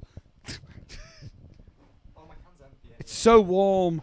All right. So, if you're new to this segment, this is where we go onto the social media site Letterboxd, and we go back to the film that we already talked about earlier in this episode. God, Sure. we're already 2 hours in. People like. Oh, this is Nout Joe, man. Oh, okay. What do you mean? Only Joe. Fucking hell, we're 2 hours into this, mate. I used to listen to the podcast realistically. And when I then we slept. got to 4 hours. No, but when I slept, because it was like really nice. But then I got to know you guys more, and it was weird having my friends talk me to sleep. Keep doing it. Keep doing it. I've been Yeah, told. yeah. Because Robbie will ASMR me, and I don't want that. Listen What, to when the he Tyler rushes through- Tales, man. When he Rishi Sunak's it. Yeah, I listen to crime podcasts to sleep. Does that make me more or less interesting? We go Wish to it would have stabbed. We go. Makes you fucked up, Joe. Is what it Love does. Bethany on the 13th. So this is where we're going. We go to the site Letterboxd. Yeah, don't worry, don't jump the gun. And we go to the film that we talked about, and we look at the negative reviews of the film because it's always funny. Well, sometimes we haven't had a Hall of Famer this season yet, Robbie, have we? No, Can I get in frame? not as of yet. Sorry, the butt sweat. Where's this guy? He wants to fucking. I like looking at myself in the webcam. Right. Okay. So first, I think there's plenty of half-star reviews for the general. Yeah, So it let's is. go. Right. Half a star. No wonder this flopped at the time. BAD. My friends didn't invite me to watch this, and I showed up anyway. Regret. My friends were trying to do me a solid. What's the deal with Keaton Confederate washing this? Does Keaton love slaves? Slave God. owner Keaton? Oh, no. If you want a film where the actors are like in danger and it's technically impressive, go watch Raw. In quotes, Keaton is out of control. Why is that like a wrestler quote? Like a. Oh my God, Keaton is broken in half. Keaton's out of control. Back God. Yeah. Oh, This Jesus. next quote I think pertains to me and you. You're reading ahead, Joe. Here. I am, but it pertains to me. That was posted on my birthday. Half a star. You're a pretentious nerd if you found this movie entertaining in any way. Yeah, Oscar. It's exactly Well- you. I've got Jeez. a boy with me as well. I Yeah. I am your son. I have to say it. What's the comment on this? Hang on. That was posted on my 15th birthday. It was just funny. Is the comment on it No, hang on. With the laughing skull. with a laughing skull? Yeah. Okay. Right. Jesus. Half a star. It's Confederate propaganda, but it's so well executed. It's a marvel of action filmmaking. Okay, but that's worse. You do get why that's worse, right? Oh, Jesus. I didn't cheer for the Confederate flag, is all I'm saying. I cheered for the sword bit. You're pretty You know, okay with it, Confederate aren't you? sword. Yeah. Well, Well, we did discuss that about like what was the film's meaning, because we're like, oh, it's a pro-war film. it kind of is. Yeah. It's before art was supposed to have a meaning. Unless it did have it. I'd rather not think about it if it was supposed to be a pro-Confederate film. The Gold Rush came out, before this. Gold Rush fucks hard. Charlie Chaplin. Oh. I played Oregon Trail, if that's the same. Anyway. Half a star. It was really well made film, and I enjoyed it, but it loses all its stars for making members of the Confederate States look like heroes. So if it wasn't racist, it would be 4.5 stars. Fair. Fair enough. Yeah, and I kind of agree. I think that's the one that sums it up for me. Can't argue with that. Half a star. Fuck this god awful movie. I hope everyone who likes it goes deaf and blind. Boom. You said what I was thinking all along. I'm already halfway there. I'm deaf in one ear. Half a star. The one and only moment I laughed was the sight of Buster Keaton's Confederate flag. There's a lot of Confederate flag. Yeah. Yeah. Control F Confederate. Let's see. Hang on. Oh my Right. god. Half a star. Look, does this have some of the best action filmmaking in history? Yes, but is this co-Confederacy propaganda? A bit. I don't know if it's pro-Confederate. I mean, it can No, be. I think it is. Yeah, Is it? it No, d- but is that the? I think no, I- but is that the message of the message? Isn't hell yeah, oh no, the shot of him waving the Confederate. Yeah. I flag think kinda I think depicts that, yeah. the thing to take note is like, oh man, such a well-made film, but oh god. It's the literally the Yeah. flag. If the flag was different. Yeah, it's like If the flag was different anyway, we'd be well, fine. maybe not every flag, but just a Yeah. kosher flag. A flag that's fine. Yeah, that's what I mean. Like, yeah. Yeah, but like like, is it a pretty film? Yeah. Is it probably maybe racist? Yeah. Yeah. Yeah. Half a star. Maybe it's because I watched this at 11 a.m. in my film class while I was exhausted, but I could not wait for this to be over and found it terribly boring and uninteresting. That's not funny. Yeah. Half a star. If you're looking for a puff piece for treacherous rebels responsible for the deaths of hundreds of thousands, this is for you. Oh my god. Half a star. Fuck you, Louise Gooch. Who's Louise Gooch? I don't know, but it made me laugh. Is it just because it said Gooch? Yeah, Gooch. It's pretty good. Is that your Yeah. favourite part of the body, Joe? He's my favourite player for Sunderland Football Club, and I don't like Sunderland Football Who? Club. Louise Gooch. No, Lyndon Gooch. Lyndon Gooch. There's a few footballers with great names. Can we make this a segment? No. No, we're not. Gabba Gooch. Well, there's Jizz Hornkamp, Excuse me. Pretty good. forward. Longstaff. I'm not. I won't go forward in the jizz horn. You nearly played for Borough. We nearly signed him like 2 years ago, I think. Why are you a Borough supporter? Because my dad's from Borough. And the final review is half a star. You're only worthwhile to a girl if you are fighting people trying to unite the country and free slaves. Right. I'm not sure if this was Hall of Fame, but I liked that you're a pretentious nerd if you found Yeah. this movie insane anyway. Yeah. And also I liked the first one was like, no wonder this flopped at the time. I like Louise Gooch. Yeah, no, I think. Can we Google who Louise Gooch is before we fuck? Before tell we her to fuck off? go. Yeah, let's Google Louise Gooch. Is she in this? Louise Gooch. East of England Local Government Association. Dominic Guitar. LinkedIn. Strategic. Am I logged in? I'm not logged in to LinkedIn. That's fine. Louise Gooch, strategic migration partner. I don't know. I bet it's like a friend of his or a teacher that made him watch it for a class. So there's 2 likes on this. Is one of them Louise Gooch? No, it isn't. No, Ah. That's disappointing. we'll never know, I guess. Well, I'm gonna stay out of this one. Sorry, say out of which one? fucking Louise Gooch. I think it's not my fight to fight. What the fuck, Louise Gooch? I did not say that. You said fucking Louise Gooch. Did I swear again? God damn! What's your favourite swear word? I can't say it. Why? Because my grandma might watch this and she'd be very disappointed. Oh, jeez. Let's not try and get you cancelled, Joe. We need you. I need you for some things. No, it wouldn't get me cancelled. It's just not a nice word. What's your favourite swear word that won't get you in trouble? Bugger. You see, I like cunt. Yeah, And cunt's my favourite one. That's the one I wanted to say. Is that the one you wanted to say? You wanted to say cunt. It's the best I one. don't know. I'm pretending I'm PG. I'm not. This isn't a PG podcast as well, Joe. No, but No. I'm PG. I'm a public You're image. not PG. No, but people think I am. Do they? No. People don't know me. What are you too sad for? Any film that you make, apparently, these days. The joke was you're too sad for Fanny. And with that being said, No, right. I feel like you you're gonna argue. Oh, dear me. It's all gone wrong. Is this how I come out? No, this isn't. Is it? Is this how you come out? I'll get views. Who's going to realistically care? If I put the Bruce Lee tag in this, maybe. Well, So many Possibly. hey, my stance is if you're hot, you're hot.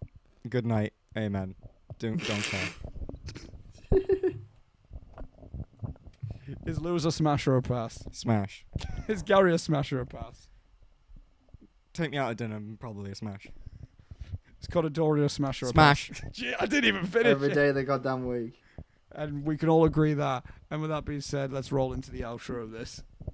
Oh yeah, man. I just like beautiful people. You're also like beautiful boy. Great film. Timothy Chalamet, hit me up. Slide into my DMs. Slide in my DMs. So, moving into the outro. We don't have a Lewis segment again, unfortunately. I can do it. Unbelievable. You can do the Lewis segment. Yeah, what's he do? I don't know, he does a song or some shit that insults Robbie. Ooh, Robbie, you so fine. Robbie, Robbie, you so fine. Robbie, Robbie, you so fine. I like your hair today. Ah, thanks, man. It's really nice. That's nice. Oh. There you go. It wasn't a diss So track. I but it was prefer something. this. I like this much better, actually. So, leading on to the outro, what's going to be next week's episode? That's not me asking you to actually say what it is. I can tell you. What is it? I don't know what it is. Love Bethany. Close. Oh, God. Can you imagine if I just sat here with Robbie and we picked apart your film? You Oh, picked that'd be apart so my good. film. I mean, I would kind of fuck hard with that, actually. Like, if we just... Oh my I'd be god. like, yeah, you know what you made me do for this take? You made me like not hurt myself. It's just you and Robbie commentating on my film. That'd I'm be not so involved in good. the commentary, but it's just you and Robbie. The anti-director's cut. Yes. Oh, I'll be Where we brilliant. just crap on you for like But the whole 22 minutes, I think. It is. but next week, so this week, Robbie, we talked Buster Keaton. Yeah, we man. talked the silent film. We're still sticking with a silent film. We're not sticking with Buster Keaton. Next week, we're going to go to Charlie Chaplin, and we're going to be talking about Modern Times, his last silent film. How long is it? Like hour 30. Okay, it's gonna be too long. Spoiler alert, everyone. I'm gonna think it's too long. No. There you go. Continue. You gotta find a new reason No, to hate on it. because this Yeah, has I a get it. plot. This has a plot. Yeah, okay. So we already talked about City Lights two seasons ago, and we're doing another one. Doing Charlie Chaplin, Modern Times. Big fan of this one. You do know that one? Which one? Modern Times. Oh, it's been a while, but yeah. The one in the cogs and shit. Oh yeah, Yeah, where yeah, he gets- Yeah, that one. No, Yeah. I think I've done a stunt similar to that. Really? Yeah, I'll see if I can find footage and we can put it in an episode if you want to edit it I mean, if you Sweet. get me the footage. Yeah, I'll so, find yeah, it. Cool. somewhere. And you can go to the Instagram account and all that because that's where I'll tell you where you can watch the film as well. I can't remember what streaming service it's on. It's a silent film. It'll be on YouTube. It also Yeah. might just be on YouTube as well, realistically. Yeah. No, I don't think a lot of Charlie Chaplins are anymore. I try to look for them. Oh, I Like- said I was going to tell that story. Which story? So I used to go to like a lot of museums for silent films as a kid with my dad because it's Yeah. like one of the things we bonded over and stuff. And oh my god, my bum sweat's not helping here. They would just rip them from YouTube. Legendary. Because they didn't own them. like there's these places that were supposed to own like the original reels, and you just see like the YouTube like ad thing across the bottom of the screen, like Oh dear. To be fair, I think a lot of those reels, like I think like certain like libraries or like. well, like Keaton's all got destroyed. Yeah. Really? Yeah, a lot of Yeah. Keaton's older ones got destroyed. It's like, so you know Butcher Boy, how it's like the part Yeah. 1 and the part 2, and part 2's really weird. Yeah. People think part 2 is actually a separate film that lost the beginning and they just slapped it on Butcher Boy. Right. And obviously they tried to destroy all the Arbuckle ones. Yeah. But some of them survived, and then they sold them to me, and I bought them not knowing who Arbuckle was. No, but that's Oh, amongst dear. in a Keaton collection. Yeah, true, Yeah, so that's like But it's the only way you can view like Arbuckle films is yeah. if you watch. You're not one getting an film. Arbuckle box set. Is all Yeah, I'm you're not getting like Arbuckle on his own either. You're only getting Arbuckle and Keaton. They kind of reference the Arbuckle thing at the beginning of Babylon as well. So if anyone is familiar Yeah, with I mean, I'll see if I've got it. I've got like a book about Buster Keaton's life, and I'll just like rephrase it and give a story time or something. that'll be a segment on the Intermission where just like a series. Joe reads Joe's story time. Joe just reads Buster Keaton's book. But yeah, that's going to be next week. Again, all links in the description, Instagram, Letterboxd, and also all the mental health links and all that. And yeah, I believe that's right. Thank you, Joe, for Well, coming. Thanks This for was coming a- along, man. Yeah, I was stuck in a toilet for so long while I did that intro. he was just sat in my toilet waiting. Fuck's sake. But how this legitimately turned about because Joe commented like when I like posted on Instagram being like, oh, gonna like do the general. Then like Joe commented being like, what was it? Something along the lines of like, If only you had a Buster Keaton expert. But the thing is, right, the more I talk about it, the more I'm like, actually, maybe I don't know as much as I thought I did. Because like I watched the general, and I was like, oh, I don't remember it being this racist. Well, neither did I. To be fair, I was like, but, like, to be fair, I get it. Last time I watched it was a while ago. was it? Like, but before I had a conscience or like common sense. You commented Yeah. saying, if only you had a Buster Keaton expert in your DMs, and I put a little, like, one of the eye emojis, like, whoop, and all that. And then, like, again, like, I filmed with you earlier today, and then we just made a comment, and I was like, am I going to be on? I mean, you can be. Yeah, well, it makes sense. We literally like looking at We Keaton were stuff already- to shoot today. We so were like- already together today, and we had nothing else. Well, I had this, but then you had nothing else on to do. So Yeah. it's like we'll just come and It's watch like the a general. rare and day then we off I come on in. get. And again, it would be an iconic intermission moment of you just walking on. Yeah. Oh yeah, man. First third opinion that we had on a podcast. It was almost Reese. It was almost Reese for the Yeah. Christmas special. I'm then glad it was wasn't. me. Yeah, no, I put you above Reese. I wouldn't. Well, you wouldn't, would you? No, I've got chronic lack of self-worth. Oh man, feel better about yourself. Is that City Lights? I don't know. I think that's I City think Lights. so, yeah. Anyway, guys, thank you all for watching, listening. Been a fun time. We'll see you next week for Modern Times. Some Charlie Chaps. We might not have Joe, probably won't. It's your boy. My boy, Instead of my boy. Hell yeah. not your boy. And to next time, everyone. Sign us off, Robbie. See you later.